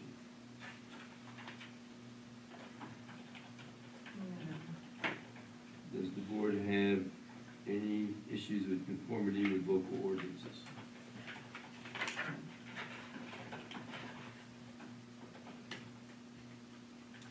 Okay.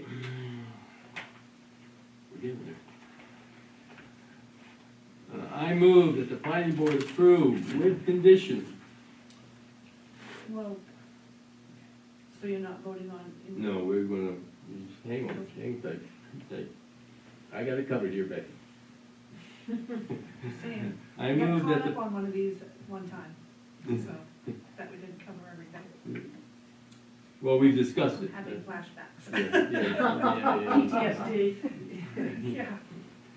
I move that the planning board approve with condition the application number 26-290 for an amendment to the Barker Mountain Village subdivision, specifically to divide Lot 3 into two separate parcels identified as map R12, Lot 010-003, also known as Lot 3, and map R12, Lot 010-003A, also known as Lot 3A, based on the following.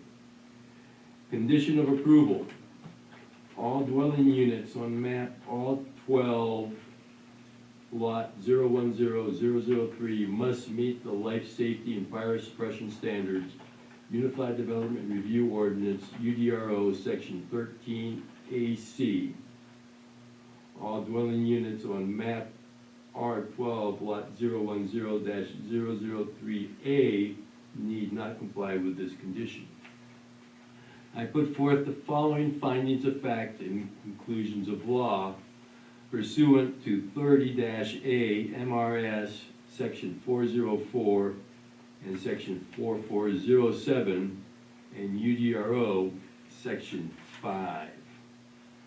Number 1, pollution and water quality. The board finds that the split of the lot will not result in undue water or air pollution.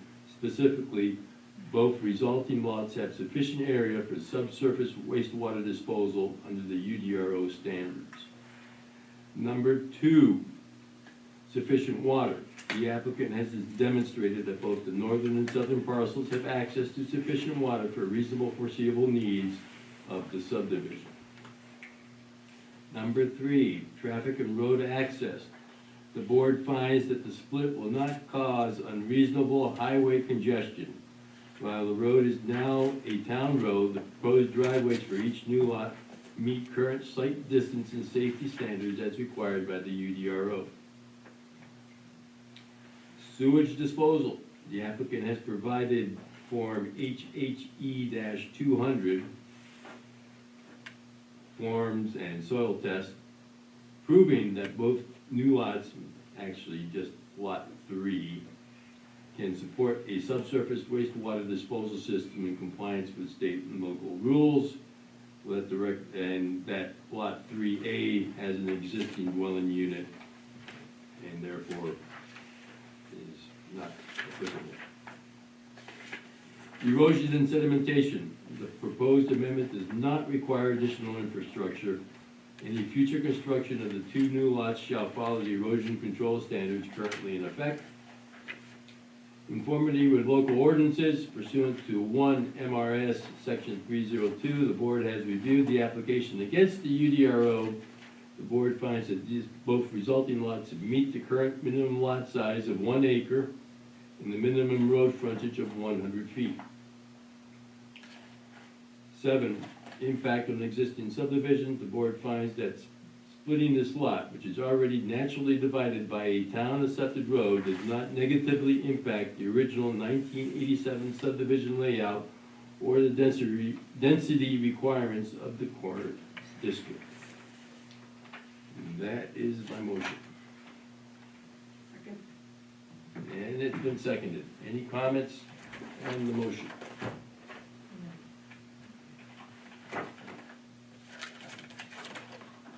Cindy? No? Joel? No. I will therefore entertain a vote on the motion. 1, 2, 3, let the record show that the board has conditionally approved Application 26-290 for an amendment to the Barker Mountain Village subdivision, specifically to divide Lot 3 into two separate parcels identified as Lot 3 and Lot 3A, based on conditions of approval of all dwelling units on map R12, Lot 010-003 must meet the life safety and fire suppression standards, Unified Development Review Ordinance, Section 13AC, and all dwelling units on map R12, Lot 010-003A need not comply with this condition, and the findings of fact and conclusions of law that we have just covered. Okay, we will need plats with the condition of approval. Now, what happens? Do I have that remade with those conditions of approval? So the registry only needs an 11x17, which I can print here. So if William wants to send that directly to me with the conditions of approval on it, we can have it on the agenda March 4th. You're here for that, right? Mhm. Yeah, okay. Everybody else here for that? I am not. We got two. You got two, we got a quorum. You'll have the quorum of two? Uh-huh, Okay. okay. That's where we are. All right. Giving you back your pretty pieces of paper. All right. Thank you. So all you now need is one electronic copy sent to you. I'll print several copies of it, they'll sign at least two, and if you guys wanna just swing by that same evening, you can pick it up and take it with you, Now, get it recorded. so I have to record it? Yes, That's how it's done? Yep. All right. Yep. What else do I need to know? we'll also sign the findings of facts that night. Maybe, if they're ready. Oh, Becky never lets us down. So, you close when? The fifth. Okay, so, you'll have your documents in hand. Technically, that plan is not approved until it's recorded. Right. I don't know how your attorneys for either side will feel about that, I'm not a lawyer, but Yep. you'll have everything in hand on the board. Findings of fact, and if the conditions of approval are on the new plan, We might have the condition of approval, the wording for that addition. Oh, yes, yeah. Where do I get that? We need to get that recorded. Yes, yeah, it's gonna be on that I plan. need to have the wording that you would like to see. Do you have that? You got it? It'll be on the, Yeah, make a copy for Becky, too, Yep, I'll please. do that. Yes, I'm very glad you said that. who's writing the words. Becky, when you get a copy, there'll be a pen and ink correction on that motion that you'll have to make, because the original motion, as I wrote it, included both Yeah, lots. I'll listen to the tape. Right, what the tape said. This is your stuff. Alrighty, nighty. You don't need this.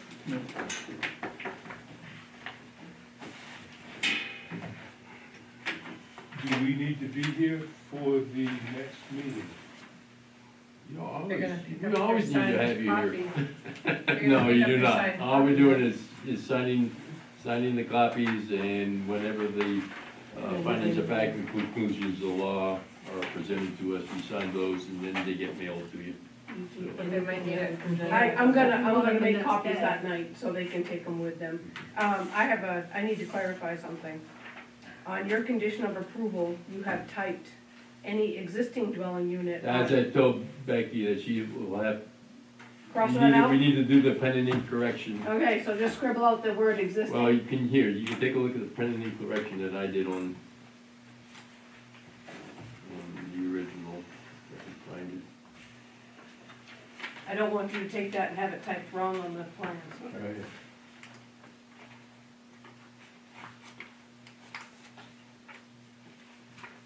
Get these on, aren't you? I'll get Tell used you to my my lot progressives. easier when you just go. I and just go. can't get used to it. Or you can use it to listen to the audio. All dwelling unit, okay.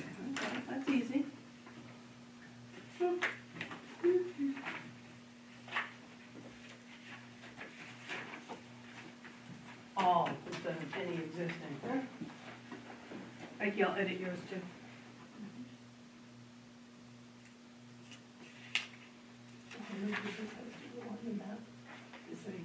Just the condition of approval. No, not everything. The condition of approval is what needs to be, It's your original, sir. needs to be on the, Yeah, that the will plat. let S to the unit. Yeah. Yes, sir. Yep.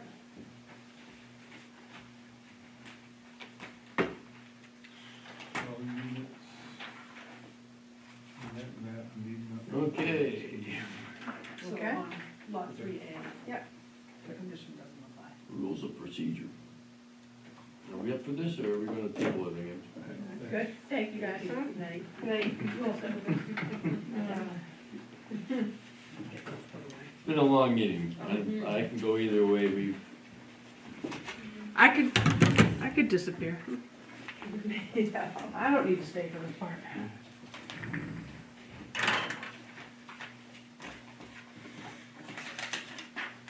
Heidi, you were going to, Yeah, but I still haven't done it. okay, all right, we will, just a simple lot split, it still takes forever. Yes. We will table this, With tabling the proposal. table in the rules of procedure Mm. again. We've been working hard on the UDRO, so that's okay. And we have no news on the UDRO. It's, I'm the lawyer's. It's still with the attorney, yeah. Okay. He's gonna, yeah, he's reviewing that against several of other ordinances also. Yeah, and just the UDRO by itself is a major. Yes, it is. Heidi, you're not gonna be here on March fourth. 4th. I will not be here. Okay. I will not be here on March, So is there no 18. update reports? Are we not doing reports? We're not there yet. And I'm going on. I'm sorry, Becky? Well, it sounds like you're in open discussion. Yeah, we're on an open discussion. What about reports? You have anything to report? I don't think so. I just had something in my head and it is gone, so I guess not. Okay. And did Well, you do have a anything? report. It looks like we finally, the town and the applicant for Timberline has gotten their Yes, that went through many wranglings with attorneys. It's Their- finally, performance guarantee has been finally, yep, that's finalized. It's Finalized. getting the signatures as we speak. and the Forget is frozen in place. Frozen in place, Until springtime. yeah. And do we have anything, We do have a letter asking for an extension forthcoming. forthcoming? Haven't And seen that it would yet. be Lock's Summit. Lock Summit, yep. Estate. Okay. Any other things forthcoming in your crystal ball? No, All right, let's go to open discussion and Hold on schedule. one second. She's got. Comprehensive Plan Committee, I missed the meeting, I know you were there, and I talked to Loretta today, and she just said that, Sunday River representation came to the last meeting to present some additional information so that the comprehensive plan could build out more demographic information about employment and impact of Sunday River. And that was not video recorded, so even if you're inclined to go, listen. you look at it, you can't. It was an interesting, Dana Bullen, the president of Sunday River Skiway, was here and provided some, not statistics, but some count numbers, skier count numbers and other numbers, employment numbers and whatnot that the Comprehensive Plan Review Committee was looking for, and as the breakdown of, you know, how many full-time, part-time, cook, bottle washers, dishwashers, snowmakers, and whatnot. He also discussed some other issues. The most notable that I had as a takeaway from that was that the ski area does not see any appreciable increase in skier counts in the next 5 to 10 years. Wow. They talk about Summerall, and, I mean, rumors are they're gonna be rebuilding back up doing Mountain Bike Park. Well, that's already, That came before us. that's already been before the board and Yeah. whatnot. Oh, yeah. Bike Park, Thinking about the co- Bike Park companies. 3.0 is happening and whatnot, at least the first phase of that. Yeah. And that was a multi-phase project that was approved by us. The only interesting, and again, this is just an open discussion, is the impact that a flat skier growth outlook has on what we do as a planning board. Just not there won't be as much to do with that. That's a hard one to say, you know, or is the building boom gonna reflect that, or is the building boom gonna continue? That's a tough one to say. Where's the crystal ball? The tea leaves. But that was what that was my biggest takeaway from that. Okay, When our open discussion is open. it's open. Okay, so I just take some clarifying, and this is not, the question is not related to this specific development, I just wanna make this clear, is, with what potentially is coming with the state, Pat noted how the covenants had single-family home required. If for developments that have that in place with what the state has been proposing for one of the LDs, are they allowed to, is that gonna be overridden by the state? No, No. So no, okay.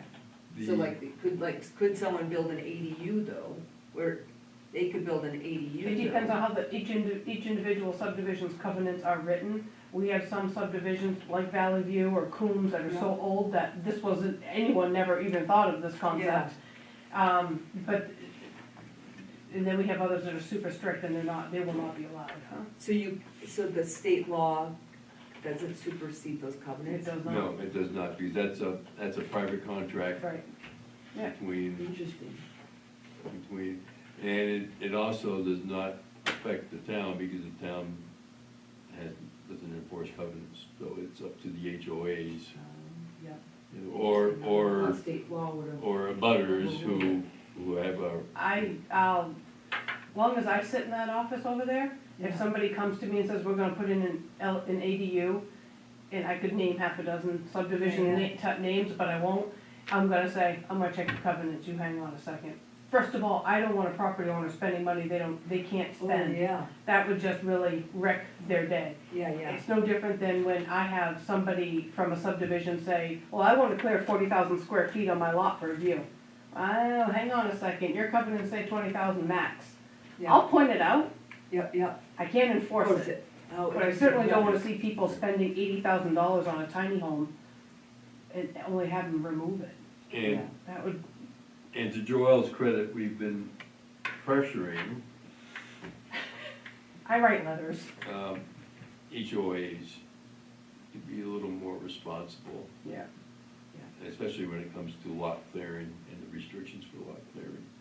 And I'm very fortunate in this area that I've got landscapers and arborists and tree removal companies that call me and say, yo, I wanna be up such and such a hill and they want this, this and this from me. And I call them right out and go, you guys have a really good relationship working with DEP, do you really wanna put your name on that? And they immediately back down.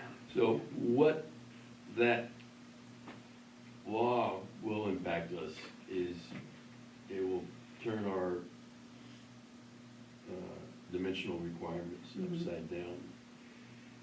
In that, right now, for instance, in the general development district, the minimum lot size is an acre. We could have 4 dwelling units on a 1 That acre goes, lot. I think it actually goes down, we can't enforce a 1 acre lot size, the lot size Correct. becomes 20,000 or something like that. State minimum is 20,000 to get a septic and a dwelling unit on a lot, yeah.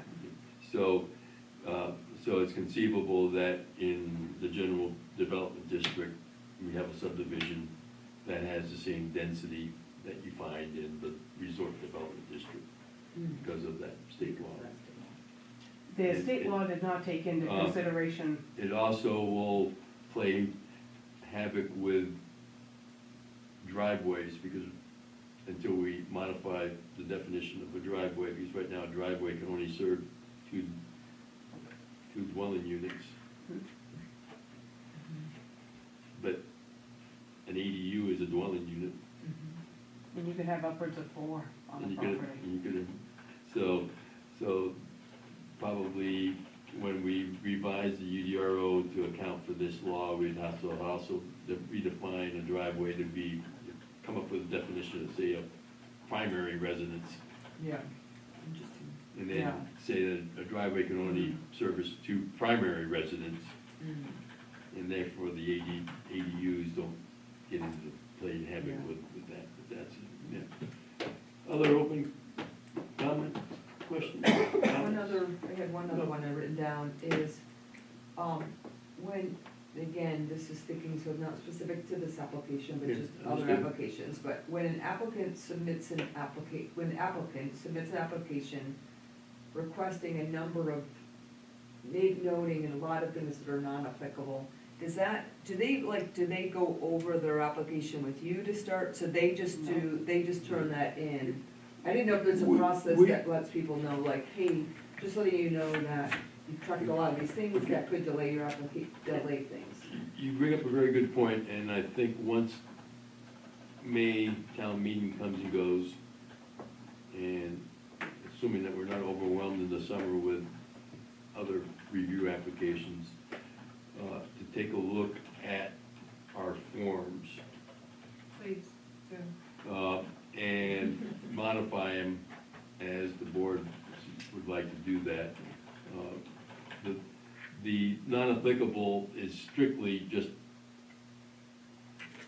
something that showed up on the form. Does, It's not backed up by Right. any state law or anything like that. if you guys had to work with the old form, We're this is a getting- godsend. Yeah, we- But it's always It just needs to be evolving, Yeah. yeah. It's a living So- document. So, that needs work. Yeah. and I have issues, even though I created the form, I have issues with the form after using it and whatnot. So I'm totally, I hear what you're saying. What I would like to do is sit down with the criteria for approval and the submission requirements, which are section 10 of the UDRO, and say, okay, this submission requirement ties to this criteria of approval, and this, Mm. and this, and this, and this. Yeah. And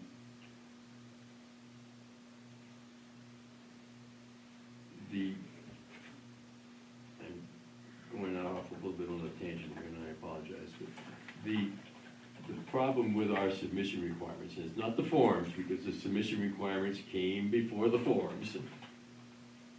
In the UDRL, yes. So, section 10, submission requirements have been in there since, I don't know how long. The applicants get so consumed with the submission requirements or the trees that they lose sight of the forest or the greater picture. The greater picture is the applicant needs to provide evidence that allows the board to determine a finding of fact and conclusion of law for each of the 21 criteria of approval. And do they see that one do they get a copy of that one that shows the 21 page, the findings of facts, do they get that? Yes, right here, online, in the Okay, ordinance. so they get that, yeah. They okay. can research the ordinance, Yeah. and they should. I tell Yeah. every applicant, So- our ordinance is extensive, please read it. Yeah. And it's amazing how many people don't. So Yeah, the issue with the submission requirements is they're intended to help an Yeah. applicant put forth sufficient evidence for the board to make its conclusion, Yeah, or findings of fact and conclusions. And what has evolved is, and again, this is my observation, is that the applicants get consumed with just the submission requirement and forget about the real big step, which is meeting conditions of approval. So anything that we, as we think about this, that can help steer, and again, this is just my opinion, steer an applicant to look at the criteria of approval and say, have I submitted sufficient evidence for the board to draw findings of fact and conclusions of law? Now, what we have to be careful about is that the applicant doesn't go one step further and start submitting findings of fact and conclusions of law for the board to approve. Yeah. And that would be another trap that we'd have to be careful about. The applicant has to submit raw evidence. Yeah. And what I've been trying to work the board towards is, the board traditionally, historically, I shouldn't say traditionally, historically has been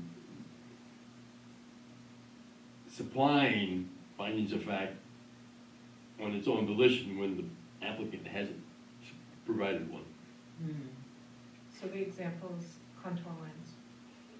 I don't know if that would be, the contour line, that's a very detailed part of, is the, you know, the lot, you know, I'd have to go back and look at what criteria of approval that applies to. But having a contour line or not having a contour line, it may or may not provide the evidence to support that the lot's buildable. I think is how I'm looking at it. I admire and I commend your, you know, bringing that up, and I think that's great. I mean, it just, if it was a lot that was like that, Mhm. Well, and the contour yeah. lines are Well, really yeah, tight. for instance, the 4J Yeah. development. you Right. know, the King lot, you know, 80% of the King lot is Right, like that. right, yes. I have the advantage of riding around on all of these places, and I know the land a lot better, but it's, our application for amendment. Well, it's still evidence hard. though, Yeah. like that somehow has to be Yes, presented to the right, board, right, right? right. We're just talking evidence. Right, And- and we don't know what was submitted back in 1987, just because the one plot plan doesn't have any contour lines on it.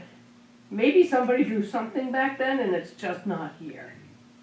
And in general, the plat that gets recorded Doesn't have it. doesn't have it. There may be, and I can think of many subdivision applications that we've gone through, where there is a mountain of drawings that were submitted as part of the application, but only one of those gets recorded. And that's the overall Right. one, and it doesn't necessarily show the contours and whatnot. Anyway, that's a peek into where I'd like to take the, you know, work towards and whatnot. Heidi, you're not gonna be here on I will not be on the 4th. 4th, okay? And you said you're not here. I will not be here on the second March meeting, And there's one in April, I'm not. and you're not here on the 4th of April, I'm not here for the, 4th, no, the 15th. the 15th, okay? I will be here for the 1st of April. I will probably be here on the 4th of April, The but 1st, I think it is. the 1st of April, excuse me, the 1st of April, but I will not have, because I will be in Mexico, sufficient time to prepare anything. So, and if there's any business, We're gonna be gone. I'm on the, what did you say the other one? was? the first? 15th, 15th. 15th. Of April. So Heidi, if there's any old business, chances are if there's any business that gets carried over from the 4th. second meeting in March to the first meeting in April, I will probably have to recuse myself because I will not be sitting down unless, I guess I could get the video and watch it on the airplane. Well, so you're not here the 18th because you're away, I'm away, and then the next meeting on the 4th. and I get or back, the 1st, you'll be here. I'll be getting back in town on Tuesday, Okay, and we meet on Wednesday. right, okay. So, Contrary to popular belief, I will not be thinking UDRO. Oh, good. I'm happy, So I guess I'm happy to hear that. My only question, I think, is on UDRO timelines and whether or not the board needs to do anything in that March, April timeframe in order to meet town meeting. I don't have that Oh, time. I've got the Yeah. timeline right here. That, I'm just bringing that up because we might have to move Okay, something Ho- along. We're hoping for we're hoping for legal review to end by the end of February, so that we have the results of the review for review on the 3rd of March, or the 4th of March, Which is our next. which is our next meeting. Which is our next meeting. What's the date of the town meeting again? The date of the town meeting is May 12th, if the 12th. board, goes, the select board has blessed it, but that's the one that Loretta has targeted. Okay, so the issue will be, on the 18th, which I will not be here, the planning board should approve the final draft of the UDRO. So there could be changes coming back from recommendations to the lawyer. And Yes. we'll discuss those on the 4th. We discussed those on the 4th. I will do my If they're. greatest. No, they will be back. They have the same timeline we do. Okay. They know what we need to do. So I'm hoping that they get it through to us not on the 3rd of March, Yes, sir. but it's possible. And on the 4th of March, we will review whatever comes back from the legal review. And then I will have 2 weeks to do wordsmithing to get that into, Select board's hands. into the UDRO. So that the UDRO is gonna come back with all sorts of red line, Yeah, okay? We gotta look at those red lines, decide which ones we want, which ones we don't want. Then I gotta take the result of that review and come up with a smooth copy. Unless the lawyer's copy is totally smooth. It will not be totally. welcome to the DRO. I like the optimism though. Yeah. I would like to think it's gonna be, oh, it's a beautiful, it's the perfect ordinance, but it's not. It's but anyway.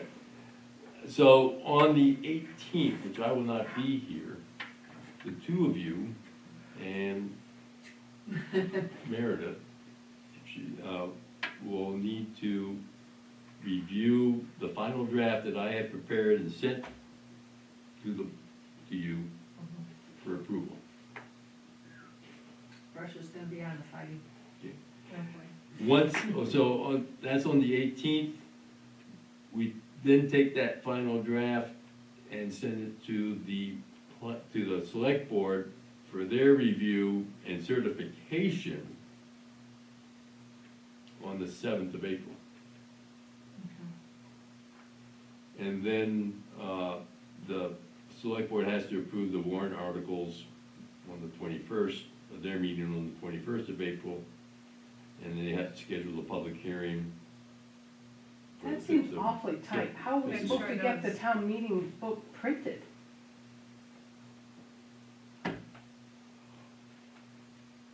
Well, once the select board certifies the final draft, Mm-hmm. you can print. But they're gonna have But to we need take to have time. public hearing. The public hearing the only public hearing that remains that needs to be had Yeah. is in effect an introduction of the proposed change to the town to speed up town meeting. So nothing changes from It's the. nothing. No, I know nothing changes, Nothing but changes, so the public hearing needs to be held on the 5th of May. And again, there are no changes coming out of that public meeting. It's simply presenting yeah, the ordinances to the public. It's not a working, It's not a workshop, it's not a workshop. so there, it's either a up or down. It's either an up or down, and that up or down is at town meeting. Right, I was gonna say, they don't actually vote. No, It's a town no, meeting. no, Right. but the public hearing is basically the intent. Just to that final- expedite town meeting, that's why we Right. have it the week before. Right, It's- right. I think Okay. it's in hopes that people understand what they're voting on. Right, Mhm. right. Sure. Well, in utopia. Yeah, exactly. Okay, and then town meeting's on 5/12. So it is a tight schedule. But, so, So for everyone watching that's really interested, and it would be great to come to the working group meetings of our board that are doing the final Yes, draft. of the 100%. UDRO. okay, so, again, to summarize this, I'm hoping, I really will need Perkins Thompson to get us, at least the UDRO, yeah, back by the end of February, this month. So that we can look at their red lines on the meeting of the 4th of March. Which I would can be, shoot them an email tomorrow. you and I. 10 days. Okay. And yes, Joel, you and Loretta need to start to put the thumb screws to Brandon. Okay, Brandon and Teddy, email tomorrow, forthcoming. And Just then- to say that UDRO has been coming along nicely compared to its current conditions, so. It always looks awesome just before town meeting, and then the minute we're done with town meeting, we go, we really should have done this and this. It's 200 pages long. That's There right. is no freaking way that we're going to Get the, get miss it, something. you know, It's a as- living document. It's a living Right. document, that's Changes No, all right. the time. Tonight as- already. Yeah. As mainland engineering has said, yeah, it's nice to strive for a perfect ordinance, but it's never gonna happen. Never gonna happen. But we try. That's right. And the, you know, the whole thing started as the idea of just, let's reorganize the sections. But then all of a sudden said, well, let's do this, and let's do that. And state law, some of the state And then laws state changed, law I mean, came it was through like, and oh whatnot, boy, so. huh? And I do think that some of the corrections or amendments that we made resulting from the Timberline review Mhm. were badly needed. There were weak spots in the UDRO Yep. that left some vagueness or lack of interpretation or whatever. And so that, I think we made a good move in getting that tightened up. Mhm. Pat myself on the back. Well, and the developer came in and said, you had this, this, and this, and now you've got it just this, and it's Mhm. like, yeah, we followed the ordinance, Yeah. right or wrong, huh? It's our Bible, huh? So, The next project will be better. That's Yeah. always, so Heidi, the Always. big one would be, for you and Cindy on the 18th yeah. to approve the final draft. Yeah. And then, march it over to the select board for their meeting on the 4th of April, or the 7th Thank you of for the April. heads 7th up of on April. this, I'm glad we talked about Mhm. it, because I just kinda knew it was Yeah. coming, but it comes faster than you I think. know, Yeah. it's good to talk I- about that. I am- You have my timeline. I'll be at both meetings, I'm not going anywhere in the month of March. And then, I will coordinate with Joel to make sure that the town administrator is aware of the crunch, or Yeah. the time, the timeline is doable if we If we stick, to it. If Yeah, we and start, you guys contact me on stuff that I need to do in your absence. Yep. Yeah. so the only thing, you two will have to coordinate the agenda for the could you 4th send of me a April. working document, not a PDF of that, please?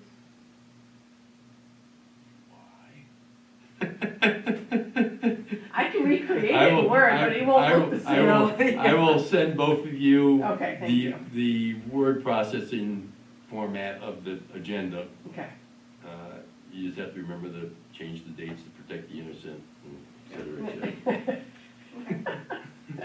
And I make no guarantees that it's gonna work in Microsoft Word. that's true, huh? I use LibreOffice, which is It open is source. Free. It is a fabulous format, except I have to retrain my brain to use it. Ted sent it to me several times, and I do like to use it, but Unfortunately, And I know, everything gets in but Word. to give you, to give you an example, the UDRO Yeah, is the master document is actually 28 files. okay. Each section is a separate file. And LibreOffice has this great tool where it reaches out, you can link all these files together, and it pulls it in, takes a master style sheet that says, okay, this type of paragraph has these characteristics, and this style paragraph has these, and so no matter what has happened to the individual section document, Yeah.